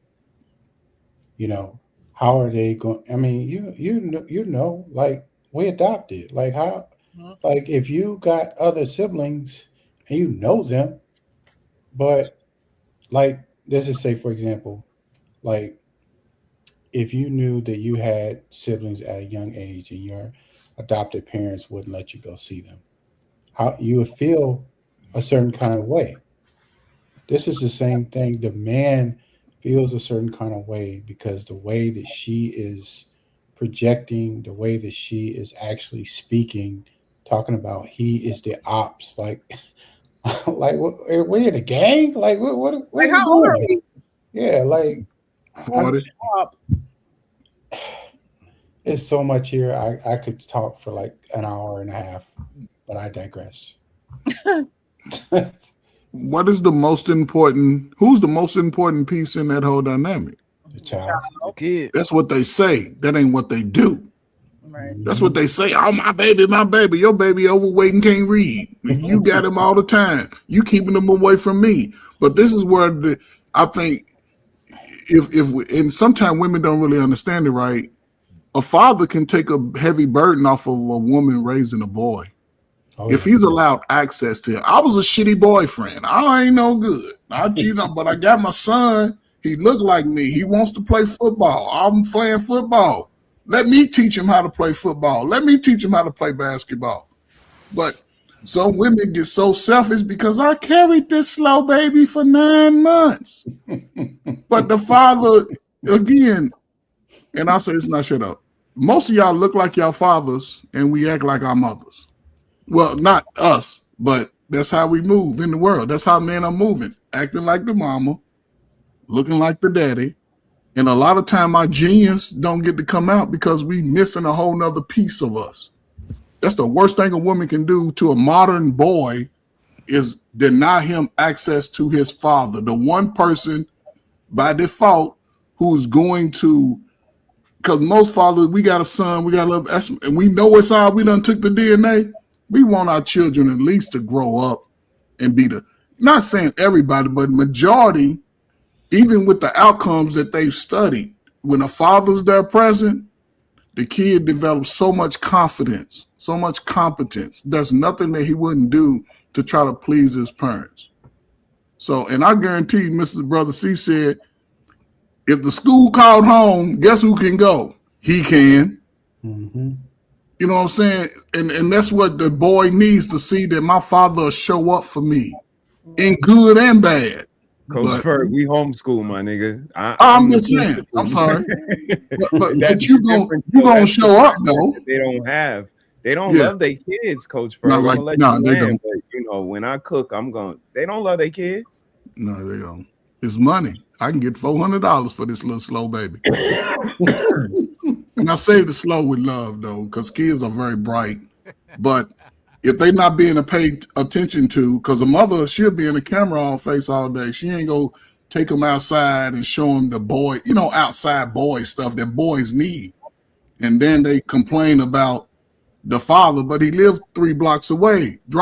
Do like Tina Turner on the movie, What's Love Got to Do with that lady just pulled up and dropped them little slow ass boys. I'll get your ass on over here, dad.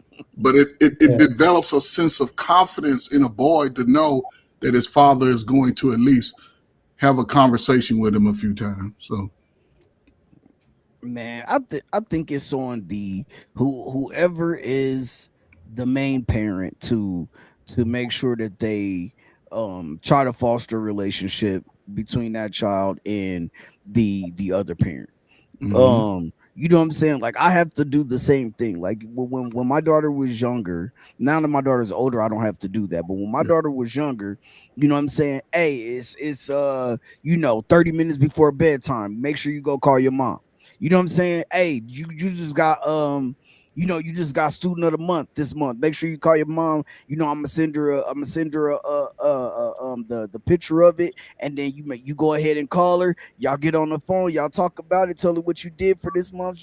Hey, me sending her pictures of for my daughter's game and videos for my daughter's game, and then as soon as the game is over, hey, come on, in the car, call your mom. Or as soon as we get to the house, and you all cleaned up, call your mom. Like, I think that is the that parent's job to do. Now, if you're just sitting there and being like, well, my kid's 7 years old, the mama should be calling, which is true. The mama should be calling. You know what I'm saying? Or the daddy should be calling. But if they not, it don't hurt me to say, hey, call your pops, call your moms. Like, it don't hurt me to say that. Now, if it's a one-way street and the kid always has to reach out to you in order for y'all to talk, then maybe I might start to feel some type of way, and I'll be like, you know what, damn, you know what, I'm just gonna see how long it's gonna take for your mama to reach out to you. You know what I'm saying? Because eventually it's gonna dawn on her to say, damn, like, I ain't spoke to my daughter in a while. Like, you know what I'm saying? It shouldn't get to that point, but sometimes it does. And in order for that person to see, like, damn, I ain't spoke to my, sometimes it's just, hey, I'm not forcing it.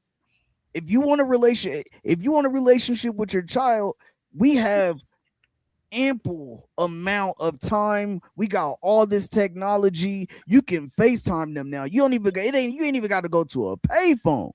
You know what I'm saying? Back in the day, you had to hit them on a pager. You had to go to the payphone. They hit you 911. Now it's very simple. It's easy.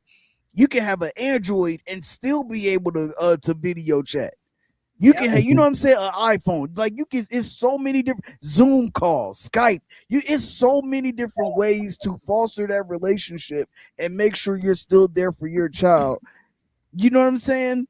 Yeah. Like, the one thing that pisses me off as someone who has been, doing it, is to hear people be, just dismissive of the other parent, bro. Like, you know what I'm saying? Like, even when things are not right, when things are just hectic, she don't want to take care of the baby because y'all not together, he don't want to take it. I don't give a damn.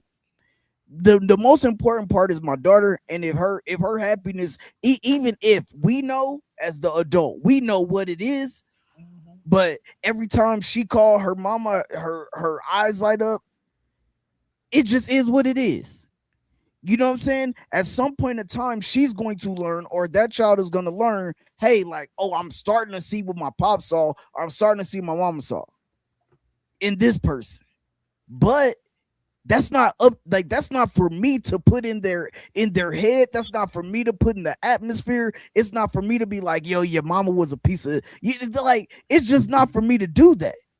Right. And I think that sometimes what happens is, when a woman gets to that point that we just seen in that video, it's either she still wants to be with that man and he don't want to be with her, he don't want to take care of the kid because they're not together, because that happens too. You know what I'm saying? Or she sees that man in that child. Oh, nah, this is my kid. This is my kid. He ain't my kid. Ain't gonna. That kid got another parent, right? Like, at some point in time, and if that man wants to be an active father, or that woman wants to be an active mother, and you're the one making sure that relationship is not cultivated, then you're the problem. And that's when somebody gotta call you out on it.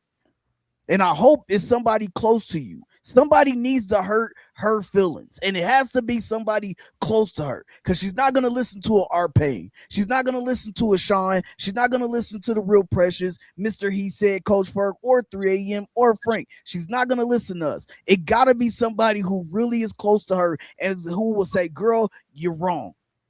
She may not listen to them either. She might not, but it's going to have to come from somebody that she care about. True, but even when the people who care about the parent or the mom, whoever is who's making these decisions, I always say, like, women will go through something over and over and over again, not learn the lesson until they bump their head, they out, out to dry. They don't got nobody to help them. They done already, everyone has already tried to give them the advice that they need. And now we're just letting you do your thing. We're letting you, accept the consequences of your actions. Sometimes there is no getting through to a woman who is determined to misunderstanding the position and the protection and everything that comes with a father being a father. Like you said, sir, it's like, yeah, we may know the situation, but at the end of the day, my relationship with you should have no bearing on your relationship with your child at all whatsoever. It's a whole nother thing. It's a whole nother chapter. Like there should be no reason why us not being able to get it together, whatever the situation may be, bleeds over to the relationship between a child and a parent. I never understood why women, probably just ignorance and they just weren't raised right. But why they would, or if a man is, violent, but other than that, why would you want to keep your child away from their parent? And 3 a.m. we're adopted, so of course we're like, well, why would you want to do that? Because we're separated from our parents. But it's like, why would you want to keep a child away from the person that helped you make that child on this earth? Like, it just makes no sense to me, because of your angriness, because of your ignorance, because of your ego. Like, it's just, that is one thing that truly needs to change. And because of all those things, you can't even see the reason why it's part of your responsibility to facilitate that relationship, because most times women are the custodial parents. Like, or your situation, it's becoming more prevalent now, but you don't really hear a lot of men who have custody of their children. It's most times it's the mother. And for a mother to take on that attitude, it is going to be the worst thing that happens to her child. Like, you know what I mean? And that's why men get to a point where it's just like, I am going to stop trying. I'm not going to call. I'm not going to do those things. And it's not because they don't want to. Most times they don't want to deal with the mother. Yep. And look, the last thing I'm gonna say to finish up is just, I think there are some instances where you have to protect your child. Like, if that other parent's on drugs and all of this, and they're abusive and they abusing that, like, you're gonna have to do what you have to do to protect that child, right? But if that person is not having, if that other person doesn't have your child in harm's way, anything like that, they're not neglecting that child, then they should have an opportunity to parent. But why is she like? I still go back to, she's saying that he is the ops. Like, are we in a gang war? Well, Like, they in New York, so it could just be, Sean knows, like, it was like the lingo in New York is just different from other places. It's normal, like, just like the lingo in North Carolina is probably different. Let's come back to that though. Let's come back to that later. But he said, what do you got on this? Let's go around robin, so everybody get in before we break it down. Just a few things. I appreciate y'all for having me. Of course, I miss you, Precious, and our pain. Always good to see you. A few things. First thing I'm gonna say, to God be the glory, because won't He do it? Because I haven't seen y'all in a while, and as soon as I pop up on the panel, it's about parenting. And y'all know that's the flag I wave. Like, we are promote conscious parenting, PCP. And to hear her say need, this is what you need. You need to stop using that word. You're gonna stop saying need. No, because when I told you need to turn around and let me hit it from behind, you ain't had no problem with that. You ain't ask why. You ain't say it's subjective. When I told you which wall you want to climb, you said, okay, daddy. When I pay the bill, when I need to pay the bill, when your girlfriends come out and I be like, what you want to drink and what you want to drink, and I pay for all of y'all, you don't have no pushback then. So don't you dare tell me what I need to do, especially when my sperm, my seed went inside of you. Oh, I'm going to tell you what you need to eat. I'm going to tell you what's expected for snapback. I'm gonna tell you, you're gonna need to homeschool my kids. That's why I had to interject, Coach Ferg. I need grown from the garden vegetables now. Now I'm a grown up. I need you to homeschool my kids. Again, we have expectations as men, but I don't think y'all ready for that because y'all ain't ready to BBB. It's called book, bottle, and bath. you read them a book, you give them a nice bath, and you give them their food and get them ready. But y'all ain't ready for that. She said, "My child," which is very possessive. No, that's our child. DNA is half mine and half yours. And this is the self-love men gotta have. You gotta tell that bitch, listen, bitch, that's my seed inside of you. And this is something that I actually went through with my child. My son is 30 years old. But what I told him and his mother is every year he gets older, I speak to you less because he knows how to speak more. I only need to speak to him. Me and you have a professional relationship now. I don't need to speak to you. And every year he get older and you got him a cell phone and all of that shit. I don't need to speak to her. What's up with you? My mom, I don't give a fuck about what your mom talking about. What's up with you? And now she's on her third husband. And I'm still with the same girl. So, you know, Man, every year we talk less. And what I'm doing is it's a child now, but I'm raising an adult.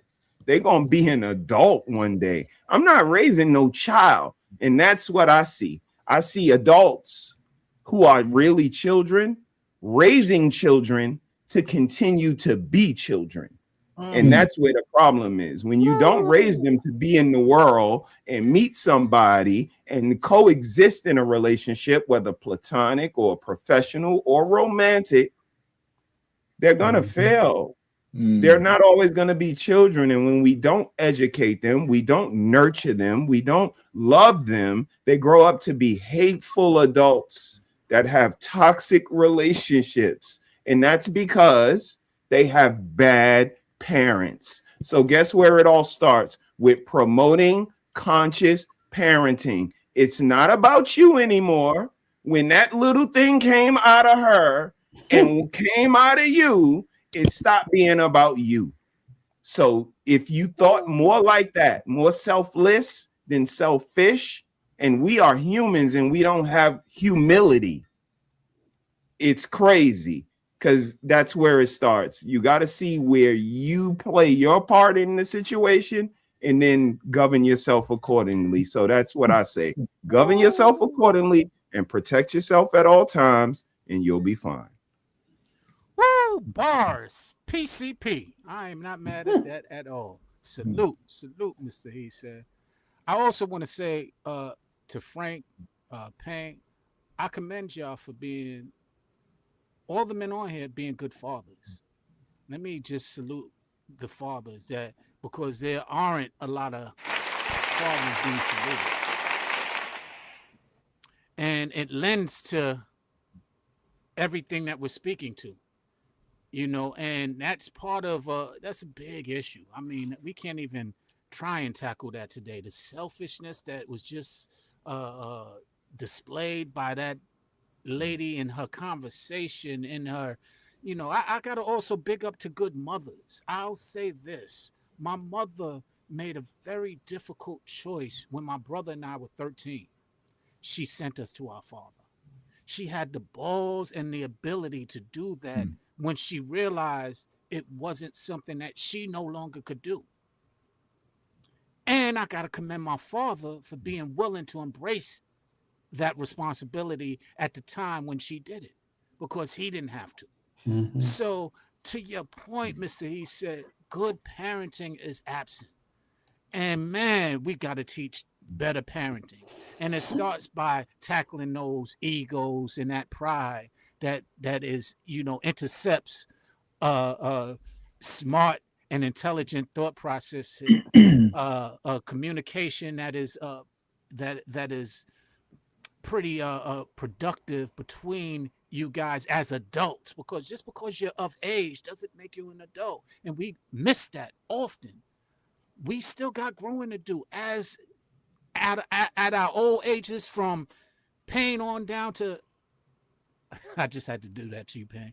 But not seriously. Seriously though, we still have growing to do. We all can learn, and when we understand that and allow our pride to be absent of all of those decisions that we're making, and being able to be mature enough to make a decision that might not be what you want, but it's for the benefit of that child. We got to do more of that. So salute to your fathers, and I really appreciate that. Go ahead, Ben. Hey, listen, can you guys hear me? Listen, one of the things that we said early on, and it's funny, early in my marriage, when I had my first kid, my wife, we were talking about something, and she said, my kids, my kid. I corrected her immediately. And I think a lot of men kind of miss it. It sounds subtle, but a lot of women tend to say, my kid, my this. I said, no, no, no, no, no, no. Let me stop you right there. It's our kids, right? Our relationship is what keeps them together. So these kids belong to both of us. So let's not use that kind of moniker anymore. And I really can't remember the next time if she ever said it again. We had the conversation. I mean, I wasn't mean or mad. I said, our relationship is the center of our household, and we do well by each other. Our kids will be just fine. But being up here on these panels, as I hate to say, as old as I am, reflection is part of my life now, right? And a lot of times you got to get around a lot of younger folks who's gone through different generations, ages, and I say, well, what have I done right? What have I done wrong?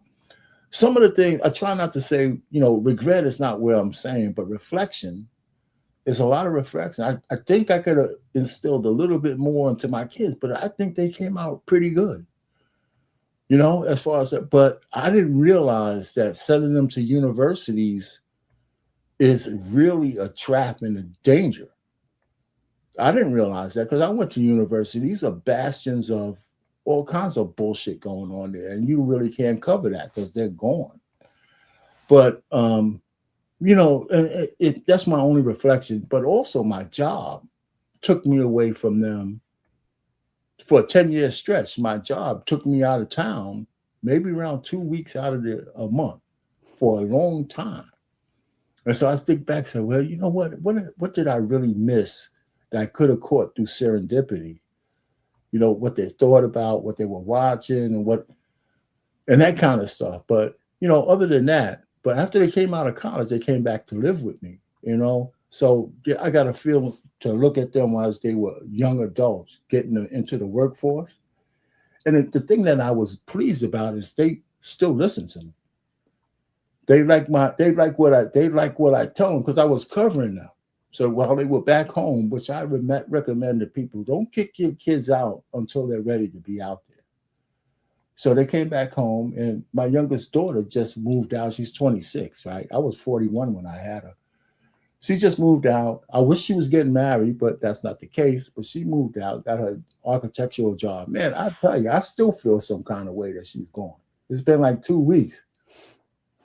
I'm trying to readjust to the fact that my baby is out, But so I reflect. So the thing about the lady and the guy she was talking to, the baby, the father of her kid, they weren't even talking about the same thing. The way she talked to him, he was talking about trying to be a parent, and she was talking about how much she despises him. That's what it sounded like to me. And he couldn't even get past that veil. So now we don't know what transpired between the two of them. But in that forum, he was trying to say, well, what can I do to be a better parent? And even if I need to consult with you and what you think I need to do that I'm not doing, throw me a little rope. And she wasn't even willing to do that. Yeah, she was more concerned about getting off what she Yeah. wanted. She wanted to project whatever feeling she had onto whatever show she was on instead of actually listening to him Right. and saying, I really go back to when she was saying, my kid, that's your car or that's your house, it's, and you hear that a lot, and it's really is frustrating because, um, you have another person that's willing to be there, but your ego is not allowing you to actually be a good parent because you're mad because you're not, you're mad because you're not with the guy anymore, or like he might have For cheated on whatever you, reason. or whatever the case may Right. be, right? And but you still have another person that is depending on you to be a good person in society, and that's really what it's all about. It's not really about, Mhm. you know because you're not with this guy anymore. Yep, yep, yep, yep, yep. Yeah. I mean, alienating the other parent only is going to make the job of parenting that much worse for you and the child. Mhm. So I just it's just a trend that women need to. It's like if at this point, why'd you have sex with them? Like, why'd you open your legs? Like Mr. He said when he told you to bend it over, you was okay with that. But now you got a problem with allowing the child to go see the person who had you bent over face down. Like, it's like, come on, like the logic just doesn't add up. It doesn't add up. And even if you guys are not in a romantic relationship anymore, you have to put on your grown woman panties and say, this it's not about me. And honestly, unfortunately, when women get young, they don't have, I mean, when women have babies young, they don't have that mature mind, and they go back to the immature little girl who is Mhm. kicking and screaming and like that little girl that was hanging off the bunk bed, like, well, I'm telling, like, you know what I mean? It just gets bigger and louder as you get older. And even attitudes like that is where discipline comes in your children young. So when they grow up as grown women, they understand that it takes teamwork to make the dream work. Mhm. Like, it's not a saying just for nothing. It's the truth. It really is a truth. So even if you're not romantic partners, put that behind you for the kids, so the kids, have both parental units. You don't have to operate as a married couple or, romantic partners in order to parent children. It's not ideal. However, it can happen. It is possible. Amen. Absolutely. And take a word. I'm gonna split up that word teamwork. It takes work, and that's unfortunately what a lot of people aren't willing to do is put in that work. So I commend the people who do put in that work. And sometimes that work is strenuous, sometimes that work is difficult, sometimes that work is emotionally draining. But for your child, you should be willing to do it because you brought that child into this world. And so that work, it's gonna take work until we die. Work, work, work. Absolutely. Go Like, ahead, precious. Sing. No. okay. All right, so we're gonna get on to this last video of the evening, then we're gonna get up out of here. Worldwide The collaboration. main event. You made it, you made it, you're here. I'm, So I'm, welcome. I'm gonna say, Sean, stop trying to manipulate. Trying to back up Secret Hey, Precious. You're trying to got to do what I manipulate. got to do to get what I want. I cannot. All right, so this video I came across, I Okay. just I couldn't believe it.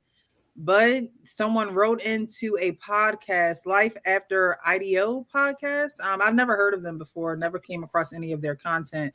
So it was just something that just came across my feed as just new, videos and algorithm. But I saw it and I was like, what? So I want to go through it tonight and give you guys, you guys give your male perspective towards this because a man has had his mother doing his taxes for the longest time. And then he gets married, and the wife is like, I'm gonna take over the taxes now. And the wife discovers something a bit disturbing.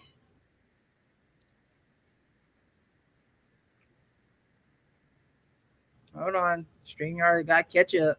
Backstory. My husband, who's 31 and I'm 34, got married this last June. We dated on and off. His mother loved me. We had a great relationship from the start. I should have known it was too good to be true. Well, my hubby had been having his mother do his taxes every year. Not a big deal until he told me what he was getting for a refund. A couple of $100. I knew that he made, and as a single dude, it should have been more, just as a girlfriend, but I knew it wasn't my place. Fast forward to us getting married. Yay! We had a very small wedding and it was perfect. His mother gave us $1,000 as a gift, which was wonderful. As his wife, I am now getting ready to do everything for our taxes so that they could be done. He has some extra stuff, so I'm getting a professional to handle our taxes this year. The professional requested that I bring previous returns in. Okay, I'll contact my mother-in-law to get his. I sent her a text that said, "Hey, I need copies of his previous year's tax returns." Her response, I'll see what I can do. She uses an at-home program and they should all be right there in the program, but she never sent them. Never sent them. I spoke to my husband and I told him to contact the IRS to get it ourselves. With that said, he had a feeling that she was hiding something. During this, I also learned that she had his return direct deposited to her account. I see where this is going. She spewed some bullshit reason to him and he believed her because it's his mom. And the mothers. And she would transfer the funds to his account. I immediately, in capital letters, knew what we were dealing with some awful stuff. I asked my husband how much his return was last year, and he tells me it was $600. $600? We received his federal refund and it was supposed to be $2,400. He broke down. He was devastated. She gave him $600 and then gave him $1,000 for our wedding. He said that's still not the entire refund and he was supposed to receive the 24. He has me look at other years and yep, same thing. All together, it adds up to $10,000. Some years she even told him that he owed. Wicked. So that he would give her money. Damn. I've never seen this man so broken. He was living paycheck to paycheck and he really needed that money. We're waiting on the state to send us the returns, but I thought that I would have some fun with this first. I sent her another text. Hey, I guess he only needs the state returns. Her response is, well, I'll see what I can do.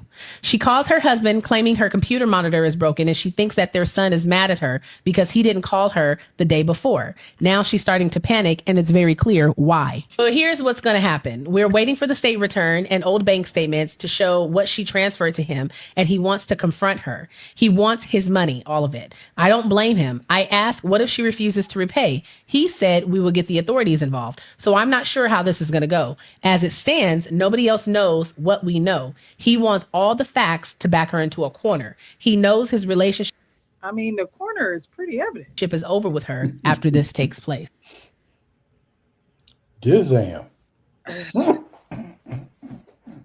Equaling to $10,000 USD. First of all, I ain't having nobody in my family do my taxes. Let me just tell you that right now. I don't care how good you are. Listen, there are certain things that you don't need your family involved in. And one thing is your paper. What you make is your private business. That's just me. Y'all might feel different, but no. I mean, I agree with you there. Like, how long was mom doing, this grown man's taxes? Like why is mom, is she an accountant? Well, I mean, what you just described is not being able to trust. And I understand why, with our family members, a lot of times they take us for granted and they're not as trustworthy as they could be. But we're putting trust into somebody else out of our family if we have somebody else doing our taxes. So it's a really touchy scenario. But I was just wondering, was that the little girl as an adult that they were talking about, this mother that we just saw when she lied earlier today, our first video? Was that little girl and grown? This is what happened. That mother. Yeah, that mother is what happens when those little girls like that aren't addressed. Yeah. It's kind of funny about the taxes because my oldest daughter started working because I use TurboTax all the time and I got pretty good at it. So I did her first job. I did her taxes but she was working in the city. It was 2 states, right? So I made a little mistake, cost like $100. So the next year came around, and I said, "Well, you ready to do your taxes?" He said, "Dad, I did it myself." I said, "Because she confronted me about the mistake. She fired my ass so fast. You're She fired. she fired my ass. She, I said, "Well, you fired?" I said, "You fired me?" She said, "Hey, man, it cost me $100, Pop." You know what I'm saying? I love her. Hey, Liability, pops. Yeah, your liability, homie. I love you, but I'm Self doing this. preservation, first You rule of nature. I said I thought it was pretty funny. I said good because they take care of that kind of stuff on their own. My youngest daughter does her own taxes. Well, I said if it ever gets real complicated, you could always go to somebody, but they do their own taxes. So, but man, she fired me so fast. It was Hey, so she funny. No got you up love. out of there, Pain. That's Took you out of the You're game But real anyway, but fast. on to this thing, how I would deal. I mean, real quick, I don't know how I. It's easy to say I would be real mad at my mother and all that kind of stuff. I'm one of those kind of guys that says, yeah, money is very important, but I would look at it in this total. What kind of mother was this woman, and what kind of desperation is she in now? Does she have a husband? Well, she lied to him. Yeah, does she have a husband, or did she need that money for something that she wasn't telling me about? I'm not saying this right. I'm not even going to make an excuse, but this is how I would process it. I would be, she would never touch my money again. But do I end my relationship with her forever? I certainly am not going to put her in jail for 10 grand. I wouldn't. That's just me. I Um, agree with that. because cause maybe I'm not rich, but I don't look at money that way. Because for some reason or the other, every dollar I lost or spilled, I don't think the end of the world has come for me yet. Maybe it's down the world. I don't know how I would feel about it. Now I'd be mad at her. I would cut her off on some ways, but do I alienate her for the rest of her life because she ripped me off? Is it something I can't recover from? It depends on how much that $10,000 hurt me. I'm serious. It's He just was me. living Maybe it's real. Huh? paycheck. But Huh? she said that he was living paycheck to paycheck though, Yeah, so well, he yeah, needed that no, no, money. I hear you, but he's still around. He still survives. He still found a woman. He got married, and Come on, he's man. not eating out of Campbell Soup cans. That's I crazy. Go mean, ahead, all king. everybody could have their You're own showing opinion. grace. I'm We not understand. saying the book ain't out. I just don't know how I would process it from the mindset that I have right now. Right. No, I Well, get it. I go ahead. Go ahead. I'm done. I'm done. I just go back to, like when you turn 18 and you start working, your parents should not be involved in your finances. When you are a grown person, you getting a W-2, you go to H&R Block, you go to Intuit, or you go to a professional that let you do your taxes. I'm sorry. Like, I'm not having my mom do my taxes, my dad do my taxes. You know, like when you look at the effects of what the taxes are going to be, he could end up facing so many penalties because of the taxes were done incorrectly. You know, like they might have to go back and audit all of the years that she did his taxes. She's not a professional. Like Well, she was you, just taking the money. yeah, Yeah, Yeah, She right, was that's doing it. illegal. She exactly. was doing it Right, right. that's She the was thing. just She taking did the it money. right. She Yeah, did she it got right. She was Yeah. just putting the money in her definitely pocket. right. We Right. assume she's doing it right. We She Well, I assume she mean, was. She if was. she That's she's getting the wasn't, then it money. would have been other She was. issues that he would have been facing Right. with the She was. IRS, and that Yeah, wasn't what we was he never discussing. caught wind of any type Yeah. of Yeah.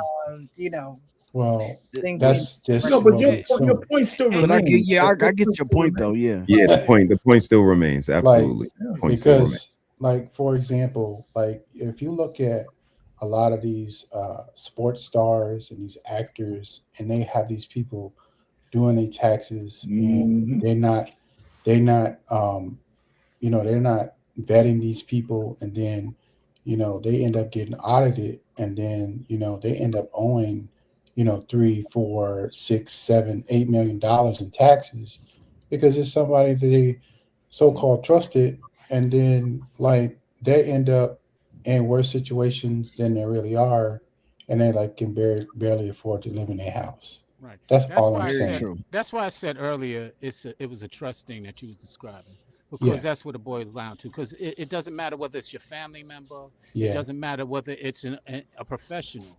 If you're not going to be trustworthy, you're not trustworthy, and that's what I think That's we're crazy. speaking to right now with the mother. She's just not trustworthy for whatever reasons we could discuss and we could try and determine. Not us collectively, but once we right. find that out, we can try and Hmm. determine that. But it really boils down to why would she do that? Like you could have asked me for the money. You could have did a lot of things. So there's so much deception. There's so much. There's so many layers to that. That's why what our pain was saying, it's difficult to determine how to address it because there's so many different layers to that deception, that manipulation. That This manipulation. this is this is exactly what I was talking about, Shauno. Like, no, she can't ask me for that. She can't ask me for that money. That like she's my mama, my G.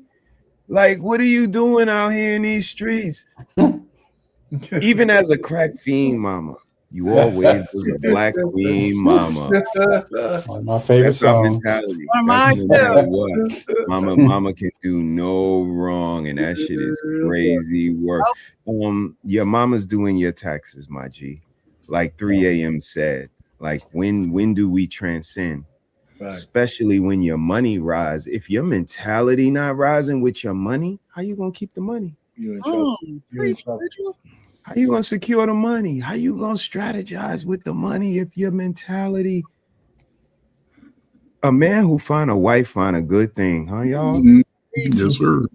She said, "Yo, what's up? What's up with this? Let me look at this." That's why I said I got a lawyer. I don't got just a wife. I got a high price lawyer. This girl will ask the pertinent questions. She gonna say, "Yo, what's going on with your taxes? Your mama do? We gonna get that. Let's get that away from her."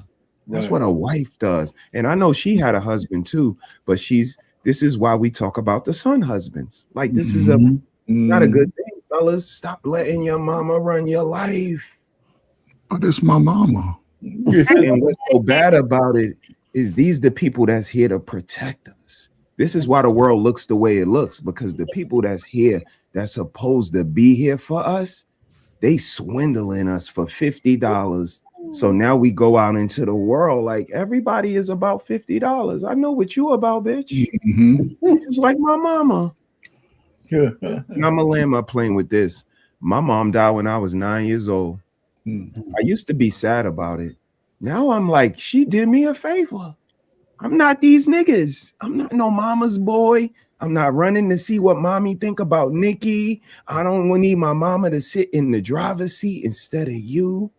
I just don't have certain problems because I don't have no mama. And maybe she was like, listen, let me go ahead and alleviate you from that. Because we don't want you to be like these niggas. Real quick though, he said, it's so funny because my mother passed away when I was 8. And like I talked about reflection, I would not be the same guy if she was still alive. If she lived, I would not be, nothing in my life right now would be the same. Nothing. How would you? How would it be? Well, I don't know. It could be better. It could be better. It could have been better. Probably it could have been better, but I know guarantee it could have been worse. Right? That's I don't know interesting. how much better it would be, but I can guarantee you it could have been worse. I'm just I gonna mean, say I kind this. of like to play. I couldn't imagine like my mom dying, when I'm 8, that 9 young. years old. Like I know when my mom passed in 2020, I was devastated. Like, I didn't mean to change the conversation on that, but still, yeah, it's a reflection. No, I understand. Like I'm just saying, like my mom was a big part of my life. Like, they say that, your mom is your first best friend, and that was true. And the way that I live my life, I tell Precious all the time, like the values that I have is because of my parents. It's because of my mom and my dad. My dad passed when I was 20, and my mom passed in 2020. And so all of the values that I have is because of my parents.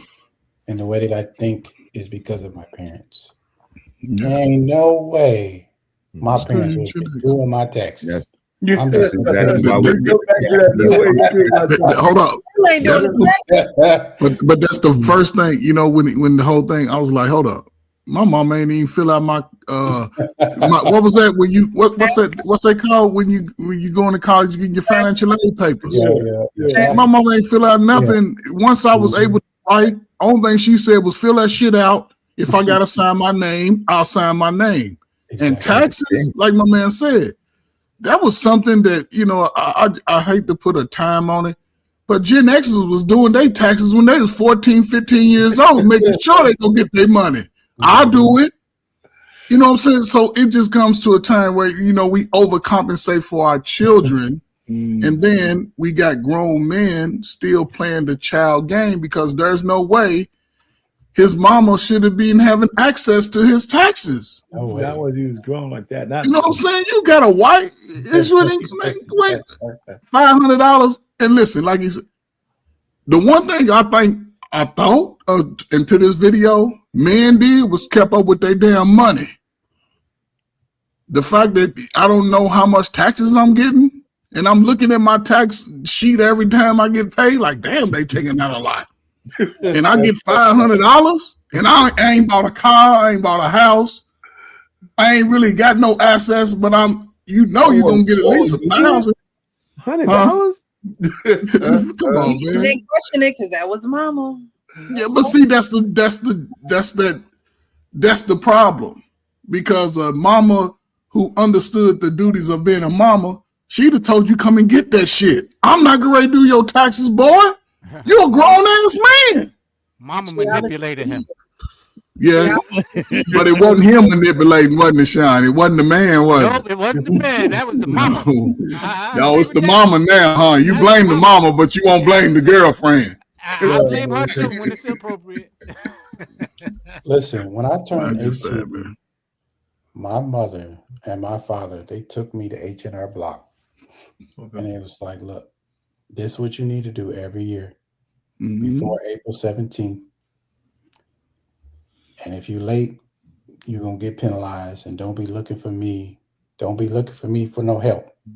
You need people like that in your life to really break down, to train you to be an adult. Like, because kids don't know. Like, when you growing up, yeah, it's kiki, ha ha before you turn 18. But like, once you turn 18, like, you really need to shift into another gear. Like, your mindset need to be like, okay, I'm working. I need to, taxes is a part of life. Yeah, ain't nothing you can escape. I think every person who have kids need to, when their kids turn 18, they be like, okay, we're gonna take you to a tax preparer, we're gonna take you to an accountant, whatever the case may be, right? And that's how you begin to extend into adulthood. This is what I will say, man. Coach, I will say that I'm glad that I left home. Like, I'm glad that I went to the army right away. And the reason why I say that is because, like, my grandmother raised me mainly, so and I damn sure was a grandma's boy. You know what I mean? Like, my grandma, like, cause I the first grandchild, the first and the last grandchild get the spoiled behavior. So, Right. and we were the two that you couldn't tell nothing, cause my grandma be like, "Hey, hold up, who you? Nah, not John. That's what my grandma. So, like, I remember the first, yeah, right. The first time that I remember the first time that I voted, my grandma was like, "Come on, let's go." Took me to the voting station and was like, "We marked the right side of everything." You know what I'm saying? We Just vote Democrat. we vote Under blue in my house. under the democratic manipulation. Go ahead, I guess. She said we vote blue in my house. Oh, you know what? I'm still in your house. You so right, Grandma. We vote blue. But it forced me to grow up. Like it forced me to grow up. You have no choice but to figure out how to manage your money because you know, as a private first class, how much money you getting every 2 weeks. Every 2 weeks. And you know right before the 15th come, if that 15th is on a Wednesday, I mean, now they got the early pay. They didn't have that back in the day. They didn't have that back in the day. Yeah, back in But, the day. you know, your bank didn't give you that military pay 2 days before. So on the 13th, you was damn sure at what's that? The hot and ready piece of Little Caesars? You was right there because you had about $20 left in that account, and you had to get that $5 pizza that can last you a day and a half.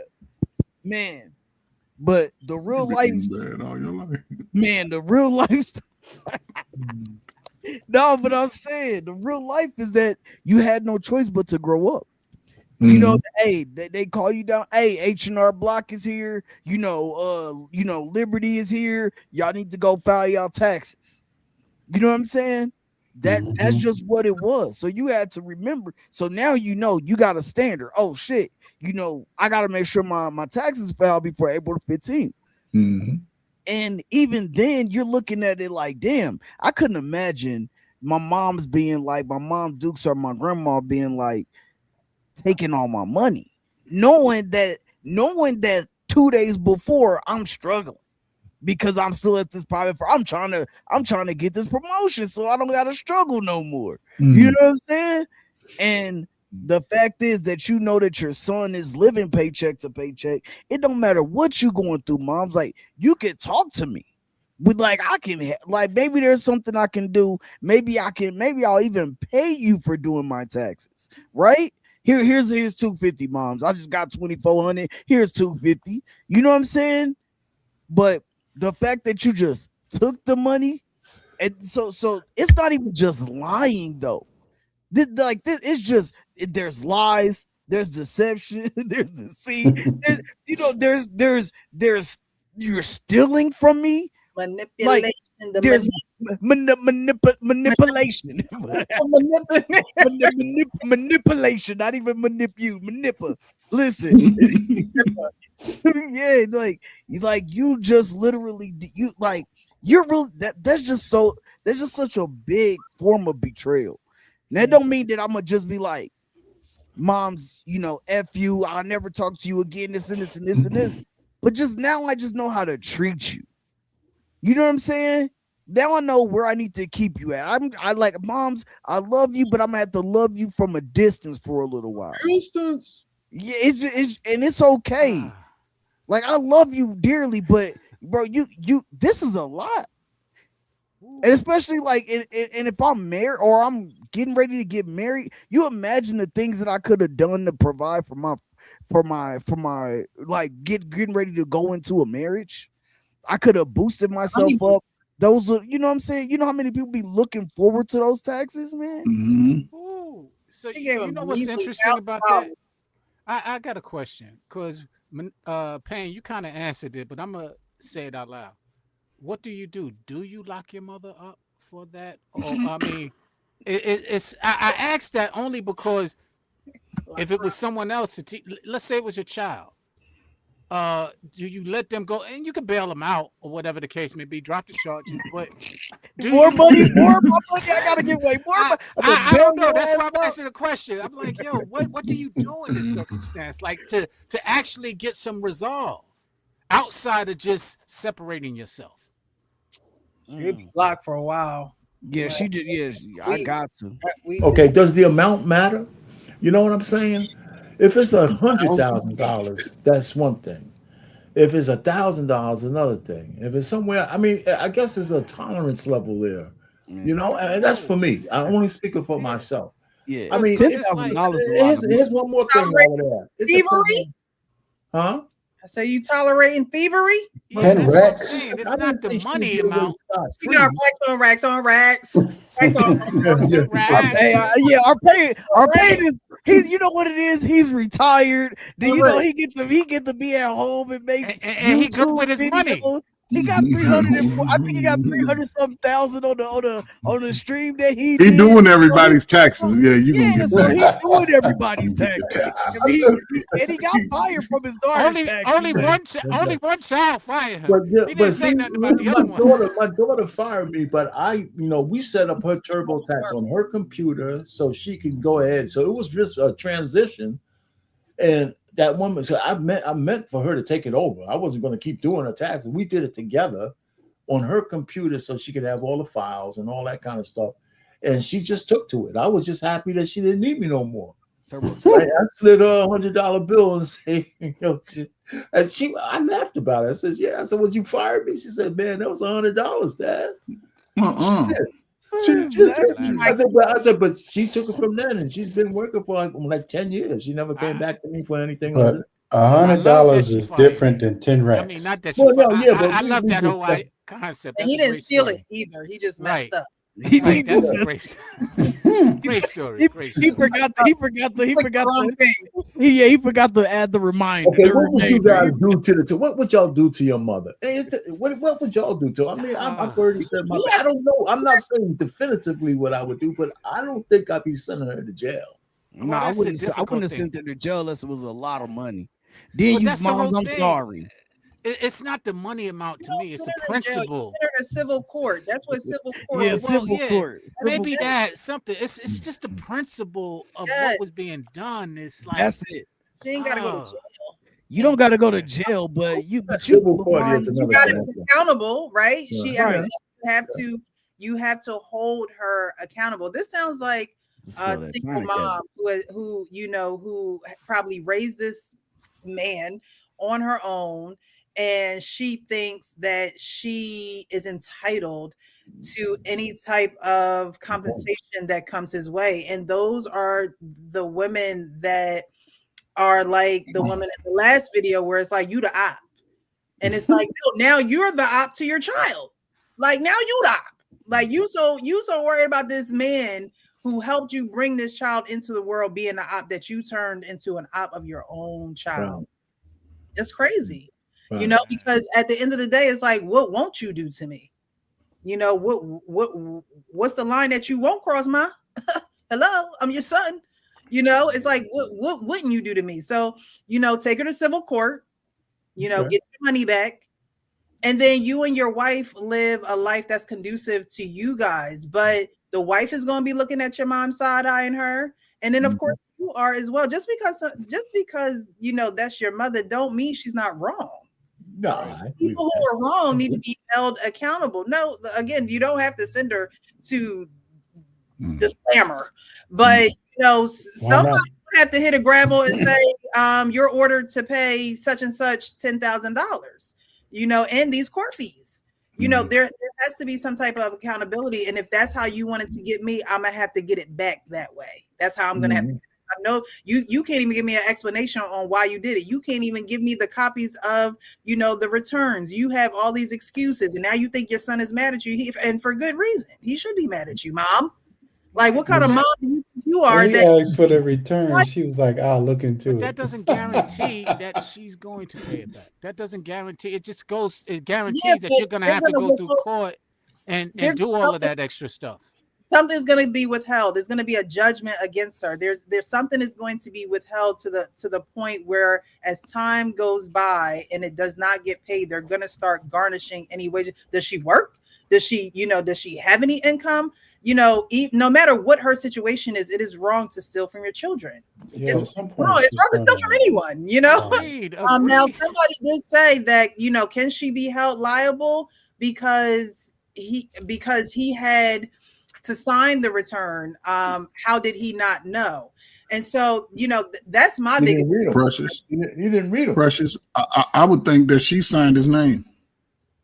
I would think that he signed his name because he would have saw. Gave her permission to do her taxes, and so it don't matter. Like I could put anybody's bank account on my taxes to have it deposited into any bank account. You know what I mean? He gave her permission, and now that he's married, those responsibilities he has delegated to his wife. I saw comments like, "Well, he still got women doing his taxes. When he married, he could do what he want in his relationship. Get out that man marriage." Now, the mom doing his taxes up until he's a grown man, I think, yeah, like, at some point you're gonna have to take care of big man responsibilities, because then your wife can. I'm not saying that a wife is going to do it, but the wife can turn around and do something crazy too behind your back, and you just don't know because you're just not aware and you haven't educated yourself to know what you're owed, what they're keeping, how much it costs to get your taxes done. Like, he's not making himself aware of that knowledge. And when someone doesn't know something, they're the most vulnerable, especially when you put the responsibility in somebody else's hands to take care of it for you. So at least get the knowledge. Even if you're going to have your mom do it, cool, whatever. But at least have the knowledge to know that you should have been getting back more than $600. Right. And again, it's you not got your pay stubs. You may not have the taxes, but you definitely have your pay stubs, and your W-2s are available to you through your job. So you should know, what the situation is. Yeah. That's why I'm asking the question, because it's not about the relationship you have with the person. Because whether it's your mom or whether it's an accounting firm, which, as 3 a.m. said earlier, they deceived, they took away money, they misdirected money, because she did the taxes. What she did against him was rerouted the money into her account, which has happened in firms. It happens often, especially with athletes and people of that nature, when you entrust them into doing a job, but their idea and what they're doing is not that job. They have deceptive, manipulative mindsets. So it's not about who the person is. And that's why I'm like, I get that it's your mother, cool, but it ain't even about your mother. Because if your mother was qualified to do it, let's say she's an accountant, no harm, no foul. Nobody would be saying anything about her mother doing it. Right. But the direct deposit should be coming from the state or whoever the services of the taxes came from. That's where the deposit would say. So my thing is, when you were giving your son this money, did it just come from your personal account? Yeah, she had to route that to her account. That goes with the knowledge of knowing how taxes work. You know what I mean? So at the end of the day, it's like, is his mom wrong for stealing from him? Of course. But you as a man need to know what's going on with your financials. You know what's going on with your portfolio and things of that nature, because even getting married and, again, delegating that responsibility to your wife, you should still, it's most men who take care of the bills. Like when I grew up, my dad took care of the bills. Every Sunday he'd be writing them checks, he'd be sitting at that table, he might have some prayer, Bible study, then boom, the bills were getting paid. Did my mom know how to pay bills? Of course, she worked as well. But at the end of the day, I could never see him just, here, Shelly. Like, I just could never see that happening. So for the mere fact that, but however, there are relationships where the woman is just, she has the knowledge, she has the education, she may be an accountant, she has that wisdom. So the responsibilities are delegated to her. And in a marriage, I understand that. But again, a man should still have some type of education absolutely surrounding all financials that happen within the family. Absolutely. Even if she's the knowledgeable one, you got to know where all those dollars are. Right. I mean, I understand that, and you're right. It's just I think that it boils back down to that word trust. And the reason why I keep emphasizing that word trust is because you ain't gonna be able to know everything. At some point in life, and I'm not just talking finances, you're gonna have to rely on somebody else's wisdom and insight that you don't have. Sean, but the word says seek and find. So yes, you can rely on other people, but you as an individual needs to seek and find. Even if you still have somebody else do it for you or help you or guide you along the way, it's still your responsibility to seek and find. Agreed. Now, but the point being is that once you find, you got to be able to understand how to discern whether you can trust what you found, because that's what it is. It wasn't about seeking and finding. It was about trusting his mother, and she was just not trustworthy. That's boiled down, right? But after a while, after how many years are you still continuing to? I'm not dismissing his accountability. I'm not dismissing his accountability. He messed up. He should have been more aware of his finances. You know, I agree with you wholeheartedly. But she shouldn't have been stealing from him. I mean, you know that we can't excuse or dismiss that the opportunity of being of a thief is going to be there in any circumstance. So you do have to be aware. You do have to kind of identify and recognize who's a thief and who's not. But it's kind of difficult. Like When I you said, don't know it's kind of what's difficult when going you on. don't know, but you ain't gonna know everything, and you ain't gonna learn everything through a bad experience. You shouldn't have to. It'd be easier to sue H&R Block than it will be to sue his mama. I'm gonna tell you that right now. I hear you. I hear you. Because they are liable. Like when they mess up, when Yeah. you find you know issues with your taxes, let me tell you, they will pay you that money instead of paying them fines because they will. Anytime H&R Block or any of these facilities mess up with your taxes, they owe fines to the government because they are insured by the government to do your taxes to prepare them correctly. Right. And if they don't, Hmm. you can sue them and they are more than willing to give you the money than actually pay the government. I hear you. I agree with that. But I mean these transactions are you know, they you know, they're through transfers or wire whatever, they're wiring the money. Mm-hmm. So it is easy to pinpoint, you know, she Right. would have to give up her financial institution and bank accounts and things of that it's I don't think it would be that hard of a process to take his mom to court to No, it's right there on the tax form where they sent the money to. right. Right. It's right there on the tax All they got to do is get into her accounts and see. Again, my thing is like, how was you sending your son the money? Like you gave him Well, Cash out. She was cash out. cover up. Yeah, she's cash happening. It's just How were you sending it to him? Like Zelle, right, Venmo, coming from Mama Jones, super like, chats and shit. All that. Western Union. She gave some super chats. I guess I'm a little biased because as a youth, I had two accountants, one accountant that wasn't good and one accountant that was. What you mean So I wasn't learned good, through Sean? the What you mean by experience that? What? that, is you he know, stealing from you?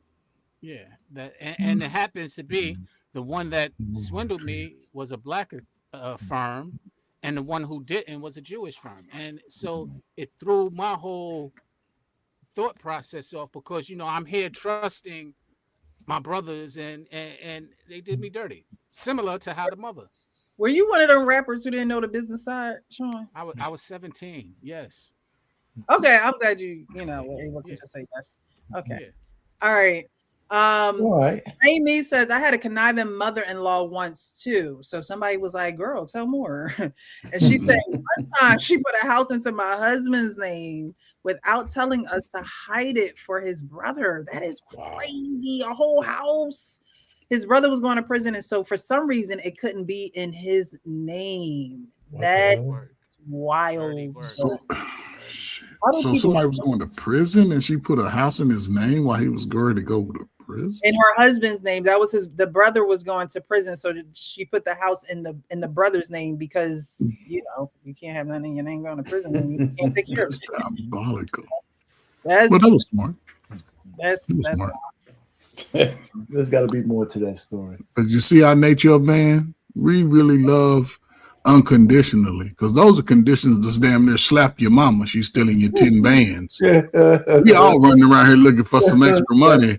Your mama done stole your. Listen, goodness She gracious. was going to the casino. yes, and that goes to show how, again, you know, because she was manipulating him all along, though. Manipulation. You know? Manipulation. And she won't even take accountability because I'll look into sending you the tax returns. I'll look into it. And she never did. She don't want to take no Look into it when- accountability. Yeah, I'll get to it whenever I you get know. it. And now here it is. It could be Too. Because the wife, she gonna be like, hold up, what about your mama? Don't talk about my mama. I loves it her. Hey, y'all seen on Friday she got smacked for making the food. They made the food so good. Make food so good, it make you want to smack your mama. Hey, mama. His mother knew the gig was up as soon as the first inquiry came. Yeah. She got Yeah. married. Yeah. Once the wife called, said, let me get them taxes. Oh shit. Look, Let me get this. Somebody moving into the territory. Mothers, single mothers, Territorial. old mothers. Let They me get don't this. want they want that money source for themselves. It's such a selfish thing. As soon as a woman come in and she's looking around and she's scoping the scene and getting more involved in her husband's, affairs. Now mom mad. Well, mom, what you do to your husband? Why I gotta pay? Because you and your husband couldn't figure it out. Like, you know what I mean? Like, that's not my responsibility. And I think that mothers right? They got the nip, and they make their sons feel like they have to take care of them when that's not their son's responsibility. If your son takes care of you and he, gives you a stipend or whatever every now and again, that you don't have to do that. That is not something that is owed to you. That, as a woman, we have to make better decisions in life. So we're not, finding ourselves trying to steal from people to pay our bills, to pay for our habits, to pay for our shopping. Like it's not the responsibility of someone who's It's not. gonna be a whole epidemic of that coming up. Yeah, it's not the responsibility. You at some point you have to own your decisions and your decision making and where it has gotten you in life. And if you have to work, then that's just what you got to do. You know what I mean? You have to own your own life, but you can't try to take away from someone else's because you're not happy with your own. That's where that bitter old woman syndrome comes in. And then you become mean, and now you mad at everybody. You can't get the wife. You can't even hug the wife because she taking my money. No, child, that's not your money. That's not your money, mom. And people need to do a better job at being able to stand up to their parents, because you're an adult. You're not a child anymore. It said the Bible says children obey your parents. You're not a child anymore. You can honor your parents in a beautiful way. You can speak very gracious about them and things of that nature, but you're an adult. And so now you follow the rules and standards that God has for you in your adult years, not still in your child years. Okay. And if your parents are still using that verse against you, tell them they wrong. Okay. You got to be able to put your big draws, boxers, panties, whatever y'all wear, and stand up for yourself, be an advocate for yourself. Because if not, family members, especially those closest to you, will find ways in to the point where you feel like you can't kick them out no more. You can't get to that point because now you have a household and probably a family that you're about to start with your wife, where those financials need to be delegated to, for your own household. So that video, I wanted to share that because while mom is wrong, the husband has to. You guys are right. Like, you could say what you would do, but that's mom. At the end of the day, mom, the dad, sister, brother, you have to be able to advocate for yourself when someone is doing an injustice towards you. And I think a lot of people do not want to do that because family is involved. And that shouldn't be the case. That shouldn't be the case of keeping you scared and fearful and still in childlike state because you can't be honest with your parents. And if it causes friction, it causes friction. Period. No. We're adults. We go through life and everything is not going to be rainbows, sunshines, and lollipops. Like, it's just not. You have to treat people, you have to teach people how to treat you. You really do. And when you don't do that, people are going to walk all over you. Whether you allow it or see it or whatever the case may be, it's going to happen. And then you're going to wonder why, you're not feeling joyful and happy around these people because you allow them to take advantage of you. You allow them to get over on you. People need to know they can't play with you. Period. People need to know that whether you're a man or a woman, you're not about to come play over here. That's for the playground. Go to the playground for the play. Okay. Well, guys. Okay. Another good one. Another good one. Thank you, thank you, thank you. We will be back next week, Wednesday, 9 p.m. Eastern. Again, I appreciate you guys for joining. Those who are in the comments and who have been engaging in this live, whether you were here at the beginning, you're still here, you popped in for a little bit, you part of the replay gang. I see you. Thank you. I appreciate you. You don't have to be over here on this platform, but you choose to be. And so I am very grateful for you guys. If you find it in your hearts that you want to donate to the platform, the Cash App is flowing on the bottom. And it also is in the description of the video because we're about to get up out of here. This is the Real Precious Network. Y'all know what I say. Keep it real with yourself so you can keep it real with everyone else. You guys have a great evening. See you next week. Yep. Take it easy.